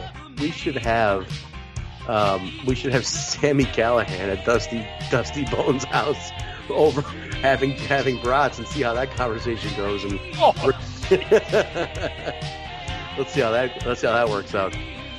But we can get the bad man and Sammy Callahan over to the house for some brats. How would that go? Sammy Callahan. Oh, this could be classic. This could be trouble, Kyle. This could be a soundbite heaven for you, though. I mean, you could go bananas on this. We're tangenting hard now. Back into the match. Big time. All right, but now we're in the bar. LAX is there. Conan's giving him a hard time. Saying, "Look, you guys almost got beat. You guys almost got beat, and even though it was Trey who made the pin, but LAX, like, what are you talking about? We win all the time. It's no big deal. Yeah, blah blah." You forget it was drunk Trey. Drunk, that's true. Trey was hammered. So drunk Trey made that pin. It was great. That finish to me still is a lot of fun. But Conan's like, well, you guys got to get serious. I'm like, nah, it's cool. Santana, by the way, with a fire T-shirt. The Rocky IV. It's Ivan Drago and Apollo Creed face off. The caption on the T-shirt just said, "If he dies, he dies," which I was like, yes, Jesus. That shirt is fire. Jesus. But the Rascals interrupt him, demand a rematch. Wentz gets in Santana's face, and they just start brawling. That's they just go at it. This was great. This was like, it's like all these guys know how to make you laugh. At the same time, they know how to get serious and go nuts. And the brawl was good. I thought the brawl was done really well. Yeah, and I loved how they had that camera shot of the classic stomp out. Like they even threw that so in there. Good. The looking up shot. Yeah, that was funny as hell. I call that the Martin Lawrence camera shot, because if you guys ever watched Martin, the old sitcom, they used to use perspective cam all the time, comedically. Love it. My favorite episode is when Biggie Smalls comes to visit Martin. That's my favorite one, personally. Great episode. That's the height of Biggie Smalls. I got to mention, though, that it was – because I wasn't here last week, I got to mention that what was really funny to me about Trey stealing the sauce from Ortiz and getting drunk off the stuff and, the shenanigans in the match. What's so funny to me is how Zach and Desmond were kind of like, oh, man, he's drunk. He can't wrestle tonight. But they're saying that in a fucking baked-out room just clouded with pot smoke, like everybody's supposed to be stoned up their ass. But that's okay. But he has a couple drinks. Keep him out, Right. So true. I didn't think about that. They're like giving him a hard time. They're freaking high as hell. And he's twisted. He's drinking and smoking, apparently. Man, I mean, so that's why. I mean, Trey was like beyond. That was the thing. You can't be both. You got one or the other. Well, that's why they're high flyers, I guess, maybe. I guess so. But let's touch on it real quick, and we'll talk about it more as they unfold it. But this feud, and that it got announced officially today that it's going to be LAX and the Rascals at Slammiversary for the belts. So this feud's cool. The vignettes alone have been amazing. What do you guys think, Jaybone? Let me start with you first on this. Thoughts on this feud? Where do you see it going? We got about a month to build it, or less than a month, about 3 weeks to keep building it. What do you think? It's gold, and I think we're gonna see another side of the Rascals, which is good. I mean, they came in, we were laughing, we love them. The clubhouse or smokehouse segments, I like to call them. But now when they stepped to them in that bar. And especially, Wentz, got in Santana's face. I was like, this is another kind of Wentz. This is I like this. Yeah, I felt like the this. same. He showed a different side of character. Yeah, it's like another level of maturity with these guys. Like, okay, they can be serious. They're not all just like, fun with the, I'm doing the gimmick under the chin here, Oh, yeah. And the fight was short but sweet, because we've seen a lot of this lately between the Lucha Brothers and LAX. So I'm glad they kept it as short and sweet as it was, because we have been seeing that a lot. By the way, can I get your quick thoughts on the Lucha Brothers being put in the alumni section? Oh yeah, it's one of those things where I'm totally okay with it, because I thought, what else can you do at this point? What's left? With the exception of Phoenix maybe getting the X Division belt, there was nothing left for me at this point. You are getting a lot of the same stuff. I said, look, they've had the world title on Penta. You've had the tag belts. You've had an amazing run. Awesome feuds. I'm like, they've had a good run. That's it. They don't have to beat this to death. Trent, not to cut you off, but you're perfectly setting this up for me here. I got to be honest. You're talking about they had nothing else to do. That leads me to this. Good. If the Rascals are going over at Slammiversary, there's a lot of rumors that LAX's contracts go up at the end of the summer. Do you see any chance of LAX putting over the Rascals and leaving the territory? And I'm giving a lot of listeners anxiety right now, but I have anxiety, and I worry about those things. I don't want to lose LAX. LAX is such an important tag team in the company, but you make a great point. They did so much already. What else is there for them to do?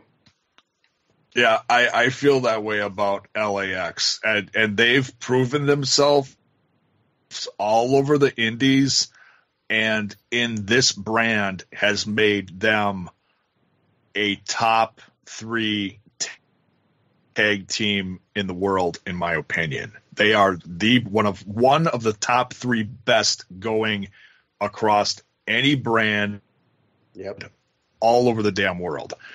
They can go wherever they want. It's almost, I really think they can. And at this point, if it's their dream down the line, and Conan, look what Conan did for Ray. He helped him work out whatever he did help him with to get back into WWE. And if he can do that for them to go to the WWE or AEW, either one, I'm good with it. I know people are like, no, don't go to the WWE. They'll shit on you. It's like, okay, just take the attitude out of it for a second. Just sit down, shut the hell up, put yourself in their shoes. Exactly. That's exactly where I was going to go with it. This is like the old fan Jaybone just trying to tuck some sense into these young bucks. No offense, Kyle. Young buck? But somebody's like, no, you can't. These young Thundercats. It's like, if it's someone's dream and they've been busting their ass all their life to make it to a big stage, and there are a few big new stages over the last 5 years. Some brands have stepped up, and now we got AEW literally out of nowhere, like a freaking RKO to the wrestling industry.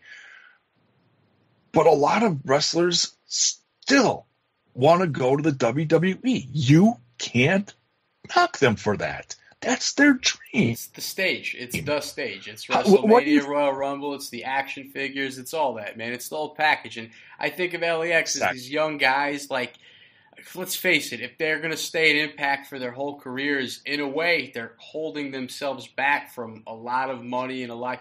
It's like, I got to take the diehard Impact fan in me and just like put it aside for a second and think of these guys as human beings. I mean, they want to climb the ranks of the industry and, make all the money. So if they are going to, leave the territory and pass the torch over to the Rascals after Slammiversary, because there are a lot of contract rumors about LAX, it's going to hurt in the sense that they're leaving Impact. But, there's that part of me that's like, I'm happy for them, and I want them to have all the success in the world because they deserve it, and that's exactly. They're climbing the ladder to greatness, you know. And let's face it, I mean, this is an Impact show. We're diehard Impact fans, but you know, Impact is not the biggest. We're on the fucking Pursuit channel, for God's sakes.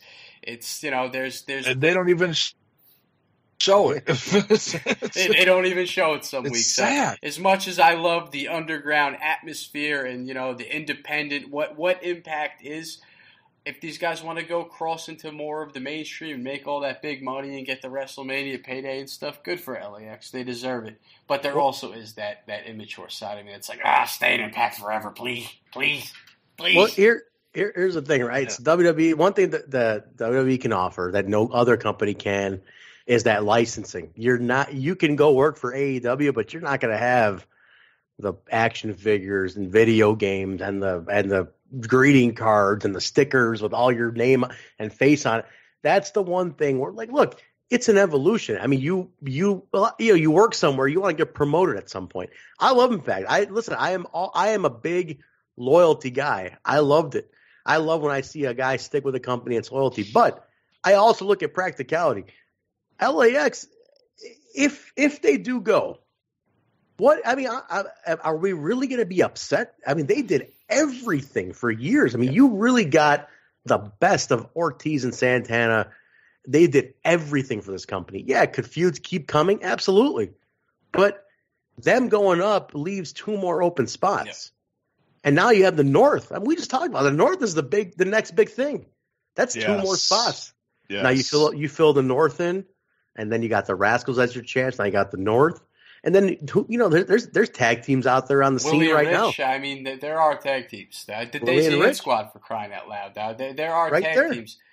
And also a matter of these guys go and they raise their profile. They get to go to WWE for a few years. And down the line, these LAX are very young. Let's say they go raise their profile in a place like WWE, get all that stuff. Things don't work out at the end, and think of like a Dean Ambrose situation. They get to take all that clout, all that star power, and bring it back to the little guys. Who's to say LAX wouldn't come back after a super big run, Like, stay true to the people that put them on, because Impact put them on. They know it, too. Yeah. They're very loyal about that. They're very good about Impact doing right by them. So, but this is all speculation.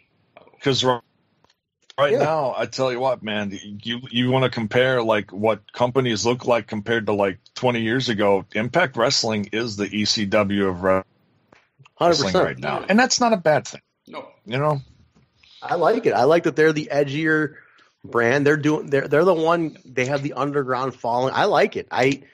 I grew up an ECW fan, so I knew what that feeling is like, and I'm getting that feeling again, which I like. Oh, yeah. Well, what Paul used to say, accentuate the positives, hide the negatives. That's what Impact is. It is the underground. I'm not going to say that in a bad way. It's cool to me. It's the gritty punk rock underground. The show is, we've got blood in it. There's just edgier tones to everything, front to back. So, yeah. And in a way, on this podcast, we embrace that. We don't like. Yeah. We're not those guys that lie and try to pretend that it's still 2006 and they're premiering on Spike. We know Impact has had a bit of a struggle. Which, by the way, we're talking about rumors. Pursuit deals coming up, and they're looking at bigger networks. Apparently, Conan said on his podcast a few weeks ago he's hearing things about a bigger network coming this fall. So, I mean, that's awesome for us. I just hope they still have the freedom wherever they go to still be edgy and, still keep. Oh, yeah. No doubt. We'll see. Anything is going to be better than Pursuit because Pursuit doesn't even promote it. I think like when they first joined, they put a thing on their Twitter feed, and I don't think they've put crap on there since. No. And I think Austin Aries is going to come back when they leave Pursuit. Now, I said this when they came to Pursuit. To look at the timeline. Austin Aries leaves, they go to Pursuit. Austin Aries is a fucking diehard vegan. He doesn't want to be associated with the hunting channel. It's not going to happen. Think about it. It makes sense to me for Austin Aries to come back down the line when they're out of the Pursuit network. Call me crazy, but man, vegans, they stay true to those morals, man. That's their integrity, He's pretty hardcore too. Aries just said he just turned down a 6-figure salary from him. When did he say that? like very recently, like since he's because he's kind of like putting his face back out there again. He's going to debut, I think, next week on TV on MLW, right? Yeah. On MLW, yeah. MLW is just riding the coattails of Impact. That's how I feel. They're a great company. They put on great shows, but I look at them as a non-factor currently. I don't know. I feel like they're really creeping up on as far as a fan base on Impact Wrestling. I mean, I saw them come to the Milwaukee area, and I was like, okay, this is interesting because I've been wanting Impact to, like, you know, since they started touring within the last, you know, few years. I'm like, someone's got to start put that flag in the Chi-Town, southeastern Wisconsin area. Boom. Yeah. MLW's done it, and then Aries even came out and said because of the crowd, it was like between 700 and 800 people came to that show at the MLW show in Waukesha, you know, 10 minutes from my house here. And he came out and he said because of the fans that came here and it was such a successful turnout, this is now a regular stop on the tour for MLW. Dude, the place exploded. I couldn't even be more happy. So I'm like, okay, now the ball's in your corner, Impact. You're doing the tour, and you're hitting the West Coast, you're doing New York, you're doing Canada. It's time to show some love to the Midwest. Let's make this happen. You want to grow your brand? You want to expand? You're going to Texas for Slammiversary. That's good. That's good. Now let's go to another. Let's go some other places. We'll see where they go, man. We'll see. I think, like you said, MLW capitalized on the fact that nobody was using Wisconsin, the Milwaukee area that much, so they jumped in. It's such a passionate area, you know, and I'm learning more and more all the time. You talk to people, you run into people like I did today. You know, I went down and I saw the Crusher statue. I ran into his family at the statue, his nieces, and I was like, man, it just puts a warm feeling just knowing that there's such a rich history in southeastern Wisconsin between here and Chi-Town over the last, you know, several decades, and it's like it's a hot spot. You got to capitalize on that. Yeah, no doubt about it. No doubt. So we'll see, guys. Yeah, but no, you heard for a fact that he said that he turned down a 6-figure deal? At the end of last year, he turned, I was going to say Killer Cross just punched another hole in his drywall. You guys trying to get a few extra dollars, and this Aries turning down 6 deals. Son of a bitch. By the way, real side note, did you guys hear Cross on Dennis Farrell and on the Wrestling Perspective with Dennis Farrell and Petey Williams? Did you guys hear that interview? Yes. They laid it all out? Yeah. He was extremely respectful, by the way. He was very much not so. a dick. Very well spoken. He was, but man, and when he said that Impact told him he should just get another job, it's like, damn. That's I want to know the context of that, though. To me, that was a weird one. That was just weird. Yeah, some of it seemed wonky to me, you know? I just want to know the context. Some of it just seemed weird when they were talking about Scarlett and living at home. And I was like, well, is she still at home because she travels all the time? There's no point in getting an apartment? Or I don't really know how this works, but, like, don't these guys grind out these indie dates, like, every day? I mean, he's working in Mexico. I mean, I don't know what this guy's financial situation is like, but it's weird to me that he got hot halfway through the deal, and it almost comes off like he's publicly holding the company hostage. Now, I heard in the interview he wanted to keep all this stuff private, but things leaked out. So maybe he's not holding the company hostage, but I don't know. It's just weird to me that, you know, he's stopping in the middle of the deal rather than you wait to the end to renegotiate. You know, you feel like you're worth more money when it runs out rather than release me in the middle of it. I want more money right now. I don't know. Yeah. It's fishy to me. That's been the source of contention on the whole thing. It's like, what, you know, like finish your deal and then negotiate. But I don't know, man. I see a perspective. It's like, yeah, I've been in a job where I'm like, hey, man, I need a raise. And they're like, no. I have the choice to quit. Contractually, yeah, they can keep me. But at the same time, it's like, Yeah, look, I signed a deal. If I signed a deal, I got to see it through. But I get what he was saying. Like, look, you want to make some more money, of course. He was very respectful in there, and he said, "Look, I have responsibilities. I take care of people. Now that could be parents, grandparents, whatever it is." Yeah. And he wants a couple more bucks to do it. And he's thinking, "Look, I'm worth more to you guys now. Can you restructure my deal?" It's a fair question, no question about it. But if he's asking for the same deal Rob Van Dam was getting, he's out of his fucking mind. It's a household name versus a guy popular in the niche indie crowd, you know? Right. And that's the thing. It's like it's all perspective, and we're not getting we're never going to get that side of it. And we don't even know what really happened. We don't know the deal. We don't know we don't know the numbers. This is just fan speculation. Yeah, absolutely. Absolutely. Yeah, so as long as they're giving him opportunities to shine, you know, it's all that matters. And then he will build the brand, and then he can go from there when his contract's up and hopefully renegotiate or whatever. But yeah, as long as they're not just gonna like, now you're bitching, now we're just gonna keep you off of, like they're doing to Luke Harper in WWE. Guy's nowhere. You know, as long as they're not doing shit like that to him, they're giving him the chance to be like, okay, you're saying you're worth this. We'll give you the chance to prove it, and we'll see how it comes off with the fans, and that's what they got to do. He just has to, as long as he grinds it out and keeps building that value, man. You make yourself undeniable. That's all. That's all. And like we were just talking about LAX. Look at what happened to them. Look at that. They can negotiate any same thing. You know. Oh, they'll write their own ticket at this point. Exactly. They can now. 100%. And why not? Right? Why the hell not?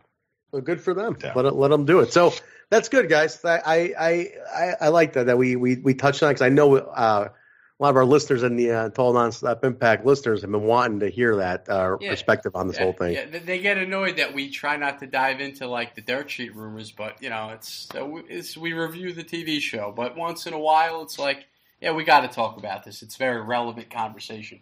No doubt. There's news and there's like real shit that comes out. It's yeah. It's all right. Well, that's good. It's great. Jaybone, you bring out the best of us. So where are we? We're just like a half hour out of the review now. Where are we now? I got it. I'm pacing, boys. I got this. I got this taken care of. Don't worry. That's the new format. We come in and out, like we said at the beginning. You know. We are at when Scarlett's backstage with Fala on the couch on the Smoke Show, and her guest is the Impact Knockouts champion, Taya Valkyrie. Our La Güera Loca herself is the guest, and she is not happy about being a guest. She's not happy about being a guest on this. She is not digging any of this. Scarlett's being hilarious, by the way. She's really playing up the comedy. Follows there. They got twist off champagne. It's a hoot. It's a hoot. I loved it. I thought it was really funny. And basically, it's just Scarlett comedically interviewing Taya, and Taya just talking about herself. And now, guys, did I mix this up? Did Scarlett kind of drop a little hint that she wants to be, may get a title shot down the line? Because I know she did mention that she's at, that she has Taya has to defend against Stu Young next week. But did she kind of hint that she wants a title shot in there too? Did I miss that? It could only make sense. I'm kind of hoping that she does. I mean, like I why said, not, right? I like the intergender stuff that they're doing with her, but come on. I've been dying to see her kick some ass with the knockouts. Give her a shot. Give it to me. It's like, and I love Scarlett Bordeaux. I love her character. She's gorgeous. She's a great heel. She can go back and forth, and it's not weird. Depends on who she's dealing with. When she came out first and was dealing with Alicia Tout, boom, biggest knockout heel in the show in 5 minutes. But now she's dealing with someone like the top of the knockouts chain here. She's champ. La Güera Loca. Boom, babyface. She can do it both. I want to see it in the ring. Yeah, I'm down for it. I don't know how many times I'm going to say it. I'm down for it. Kyle, what do you think? You want to see Scarlett get a little competitive match, get a little title shot here? Did we lose Kyle? Oh wow! I just clicked mute about a minute ago and forgot to take myself out of it. Move. Who knows what obscenities you missed from me? I thought maybe the smoke show got to you. You started thinking about Scarlett Bordeaux and just started drooling and passed out on us. Oh God! Oh, sorry. No. Yeah, but not if she's in the midst of trying to renegotiate for more money, obviously. But if she's here to stay, absolutely, yes. No brainer. She's one of the most over females on the roster currently. It makes perfect sense. Speaking of over, can we just give a little shout out to Johnny Bravo? How hilarious he's become. Gold. He was accompanying Taya here. He was great. Johnny Bravo, as he had it in him. I mean, he's had it in him the whole time. The guy's. Oh, no. Now he used to be a wrestler. I know that for sure. Oh, I know. I was about to say I would pay to see Johnny Bravo versus Tessa. That I would pay to see. I'll tell you what. I met Bravo in New York at a Business Hall of Fame thing, and I just said what's up to him, and I said, "Hey, I work for AAW," and he goes, "No way, Danny Daniels' promotion?" Because the owner of AAW is Danny Daniels, former wrestler, famous for being the heel ref in ECW for a little bit. But he goes, "No way, Danny's promotion?" He goes, "Yeah." He goes, "Oh man, me and Danny used to wrestle all the time in BCW." He goes, "He put me over for my first tag title." I said, "No shit." I'm like, "Wow, you guys go that far back?" And he's like, "Oh, dude, he's the best. He's the best." And I'm like, I want to see some Johnny Bravo wrestling. Now I want to see him as a wrestler. I had no idea he was a wrestler either until he told me. So I thought that was pretty fun. But, Bravo's good, man. He's had it in him the whole time, which I'm like, this dude does not get enough credit for how good he is. But I'm glad it's picking up now. Or just grow as a manager and give him a few more talking points, I mean, I want to see that too, because the manager role in professional wrestling is still it's just non-existent. We got the Sinister Minister coming back, once in a while with the undead colony, Father James Mitchell, which is always gold, but we need a little more. So I mean, if they're going to grow Johnny Bravo really as a side thing to Johnny Impact, and Taya, or however they're gonna do their shtick in the future, just do it. Let him go. Let him do his thing. I'm down. Kyle, I could see you being the kind of guy who'd hang out with Johnny Bravo. Am I right in that assumption? You seem like the type of guy. Why the fuck would I want to hang out with that guy?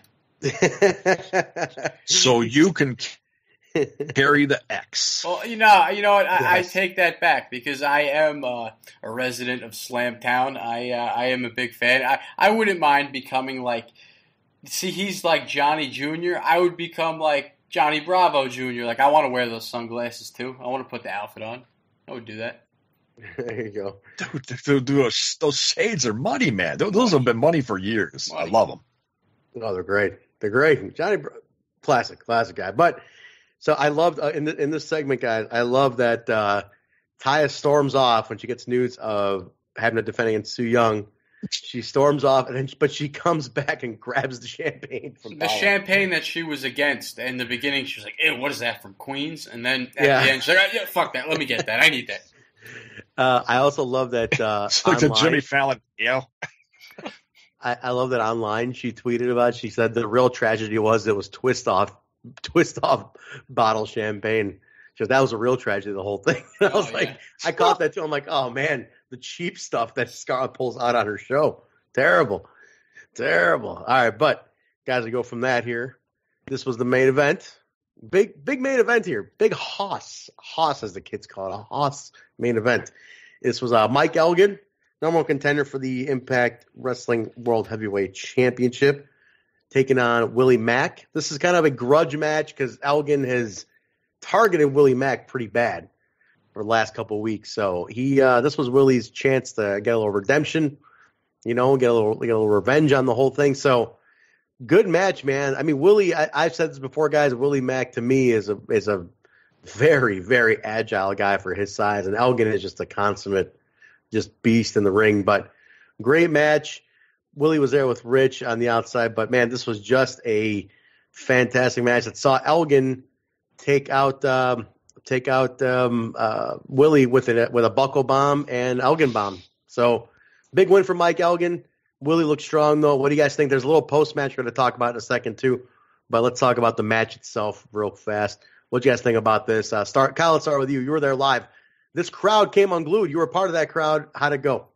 I mean, just like you said, unglued. But this is the type of match where, as much as I love Willie Mack, it would have been stupid to have Willie Mack win, because why would you do that to the number one contender? It was unless there was a screwy finish, it just wouldn't have made sense to me. But yeah, the crowd was on their feet for this one, man. We were just totally sucked in. Both of them knocked it out of the park. That poor Rich Swann, man, getting slammed down the apron like that, But the crowd was totally, on their feet for this one. Really no special moments, here for me to, sprinkle in there. But it was. They sent us all home happy. It was a perfect way to close out the taping. Great. Now, did they tape this at the end of the tapings too? Was this because sometimes they go out of order? And No. See, they didn't go out of order, but in that order, they did film just a few short things that are probably saved for a later time. But no, they ended the show with this, and what a way to do it, man! Nice, dude. Yeah. Elgin is really just making me a fan more and more every week. I didn't follow him too much beforehand. I knew him as the guy with the mullet in Ring of Honor, but man, I'm really loving his run in Impact. But do you guys see Cage losing the belt this soon? Like, is he going to lose it at Slammiversary to Elgin? Do you see Elgin as somebody that's going to take the W? Oh, that's a tough one. I was thinking about that the other day. I was, Cage has barely had a real run. He's been hurt. No run. No barely run at all. Nobody's invested in him, because he hasn't been there. And I feel really bad for Cage, but you know what? As much as they've been building up Elgin, to me, one side of me almost thinks it'd be a crime if they didn't throw it on Elgin and then just let Cage get healthy, take his time, get a couple feuds under his belt, and then spring next year, boom, let him get a solid champ run. That would make sense in my head, because Elgin's, they've built Cage up to be a star. Don't get me wrong. Cage is awesome. I love Cage. I loved him in Lucha Underground. They brought him into this brand. I was like, yes, another bona fide star you brought into this company, and to be on another stage like Impact Wrestling, they can build him up even more. And now he's champ, and then he's hurt, and it's like, he's been gone for so many weeks. It's like, I feel like they should have stripped it, honestly. If they're going to keep him off TV that many weeks, you got to strip him, let him earn it again somewhere down the road. I say give it to Elgin. Let him throw it on his back for a while. Why not? That's me. Yeah, I'm with you, man. I feel like it sucks. As much as we like Brian Cage, we haven't had a chance to invest in Brian Cage as a champion because of the injury, and it's like, at this point, I'm in more for Elgin. I'm in more on Elgin's side on this one. I'm like, shit, this is the guy who's killing it every single goddamn week.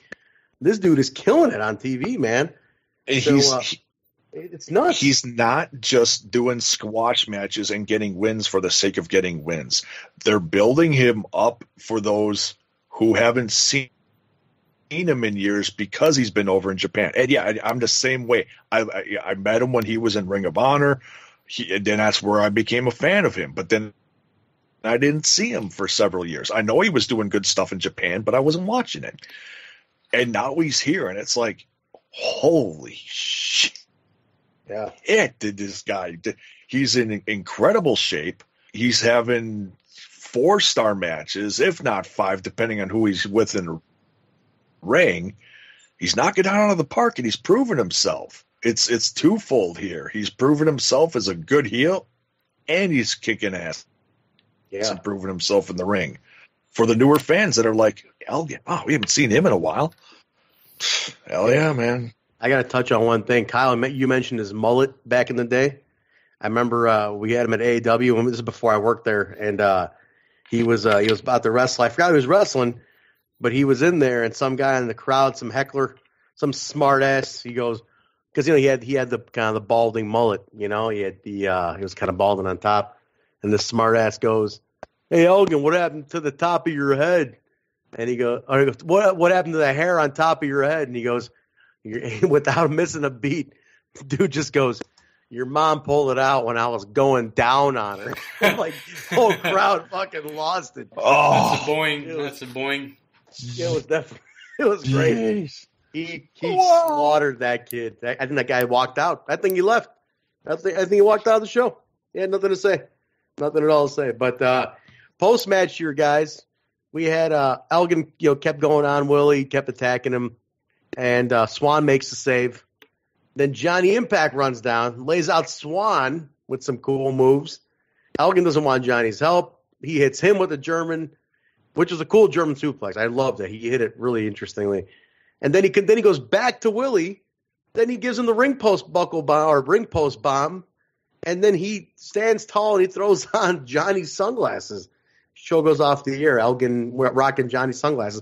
He basically has said, "Screw all of you. Like, all of you can fuck off. I don't need anybody. I don't even need Johnny." So I think what's cool is you're going to have him tied up with Johnny for a few weeks. And then you get to the title. I mean, I think it's great. He basically is a man on his own. He's saying, "I don't need any help from anything." So what do you think about Kyle? Again, going to the live perspective, post-match, how'd that come off? Were people into Elgin? Because it's been a sensitive topic in the Midwest with all of it, with some baggage he had before. But I think people are starting to warm up to him.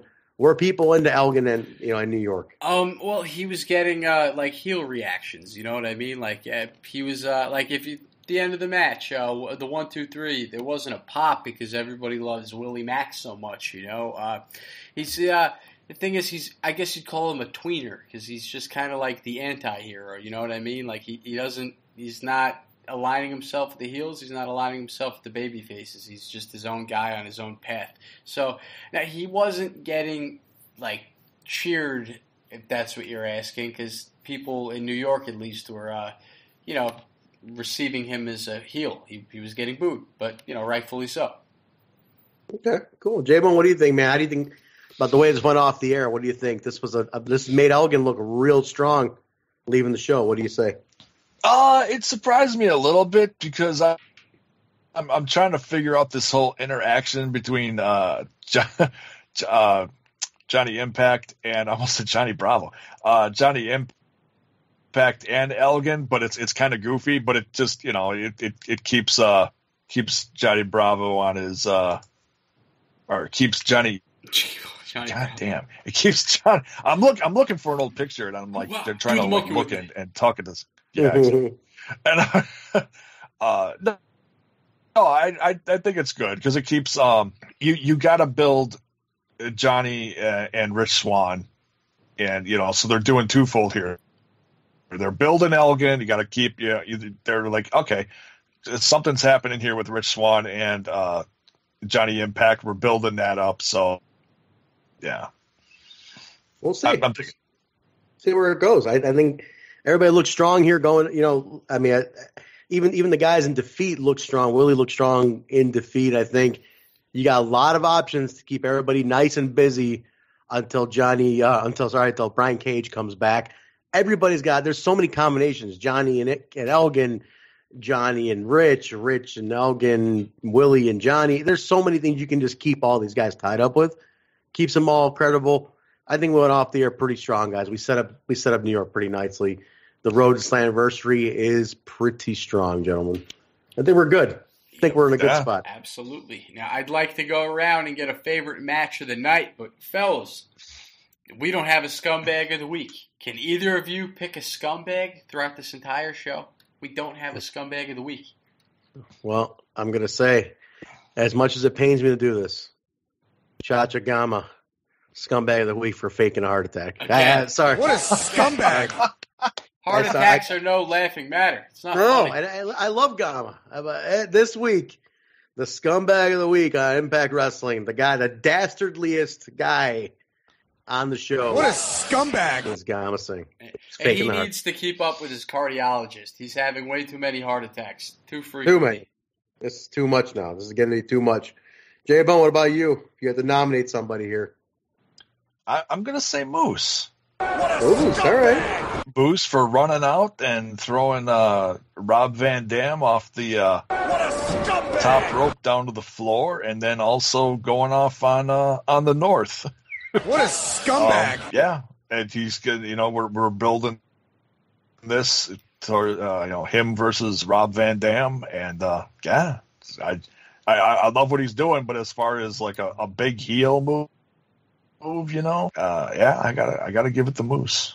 What a scumbag! Me, King Scumbag. I'm gonna nominate the ultimate scumbag. What a scumbag! Me, myself. I'm Scumbag of the Week. You know why? I'm going to nominate myself as Scumbag of the Week. Aside from being King Scum here on the show, I'm Scumbag of the Week because I was supposed to record the show with Trent last night, and I decided to watch Svengoolie and lay in bed instead. So I'm Scumbag of the Week. But it worked out because we ended up getting Jaybone too. So there we go. All worked out. You're a scumbag, but hey, it worked out. Everybody's happy. So, gents, that was it. That was the June 14th, 2019 episode of Impact Wrestling, live from Twitch and Pursuit Channel and whatever other means, Impact Plus. So let's go ahead and get a wrap on this, you guys. Let's talk about how to reach everybody. But can we get a favorite match of the night? Quick. I'm sorry. Quick. My bad. Jeez, back it up. I want to close with that every week. A favorite match of the night. I'll go first. I love the main event. For me, main event. These guys are delivering right now. Willie and Elgin on fire. Main event for me. Jaybone? Yeah, I was gonna say for this match, it was close. It was difficult, but man, I gotta give it to the knockouts 2 weeks in a row. Man, they just wowed me. There you totally. go. Yeah. I gotta agree with Jaybone there. It's a tough pick, very tough pick, but being there live, especially Jordan versus Madison, match of the night for sure, fellas. Very nice, very nice. Well, cool guys, that's good. We got that all in. Let's go ahead and let's see where everybody can find us. Jaybone, where can people find you? Plug everything. My podcast first and foremost over on the old YouTube. Smash this podcast, and on the Twitter, over on the Twitter box, I'm Jaybone 5150, Jaybone 5150. Smash this podcast on Instagram, and we're kind of revamping the Facebook right now because I'm trying to give it its, give the, everything the brand of Smash This Podcast. Facebook is being a bit of a bitch here, I'm waiting, trying to be patient. So right. Jeopardy music. Exactly. I'm looking at my watch, my non-existent watch, but yeah, go check out Smash This Podcast. All right, sounds good. I mean, guys, Jaybone, he's live a lot of times. You can catch him live after shows end a lot of times. Like subscribe to the channel, get your notifications on, and know when he's going live because he's very, very interactive. I've been lucky enough to be on 2 episodes with Jaybone on his show, so I love it. So definitely check that out. Kyle, where can these people find you? It's been a long time. We got to replug you and where the hell you are. And, I actually saw as we logged in the last time I recorded a podcast with you, Trent. It's been a couple of weeks, but hey, man, toilets had to get scrubbed, classrooms had to be cleaned, but the summer of scum is here upon us. So get ready. Can I folks. just add, Kyle? Can I add one thing? We had a comment from one of our good buddies, our good listeners, Mir Neeson.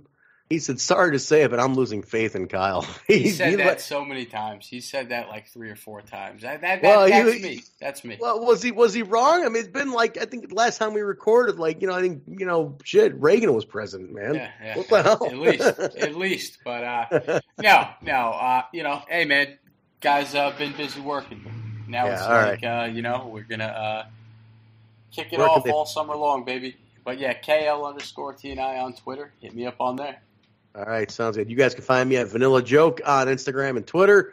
Connect with me at Hemi Music, Instagram and Twitter and Facebook. Now the show itself. Here's my plugs. Ready? Here we go. Type in We Talk Impact on Instagram, Twitter, and Facebook. Just type it in the search or search for Total Nonstop Impact. We come right up. But the quick link, We Talk Impact. Type it in. We come right up. Connect with us Instagram, Twitter, and Facebook. Also, connect with us at the Impact Lounge on YouTube. We also have a Total Nonstop Impact channel on YouTube, which, Kyle, we got a little work to do on that one. But in the meantime, we are featured proudly on the Impact Lounge, so come hang out with us there. You guys can find this podcast wherever podcasts are found: Apple, iTunes, Stitcher, SoundCloud, Google Play, iHeartRadio, TuneIn Radio, Spotify. Connect with us, rate, review, subscribe, tell a friend, tell your grandmother, tell an enemy, tell your neighbor. I don't give a shit who you tell, but get in there and subscribe, rate us. 5s are always good. Hit us up there. The Impact Lounge is also featured on iTunes and Stitcher, so connect with the Impact Lounge feed as well. We're featured on there, so we got a lot of exposure for Total Nonstop Impact. So guys, connect with us. We'd love to hear from you. Full force on feedback. Get us on Twitter. We Talk Impact on Twitter. Anything you got to say to us, let us know. We're down to hear any comment, feedback, you name it. So we're always open. So that's all of it, guys. I think we got everything in here. Gentlemen, did I forget anything? In my ass. In my ass. In my ass. In my ass. Make you take your clothes off and go dancing in the rain. She'll make you live a crazy life, or she'll take away your pain like a bullet to your brain. Upside, inside out. She's living La güera loca. she'll push and pull you down. La güera loca. Her lips are devil red and her skin's the color of mocha.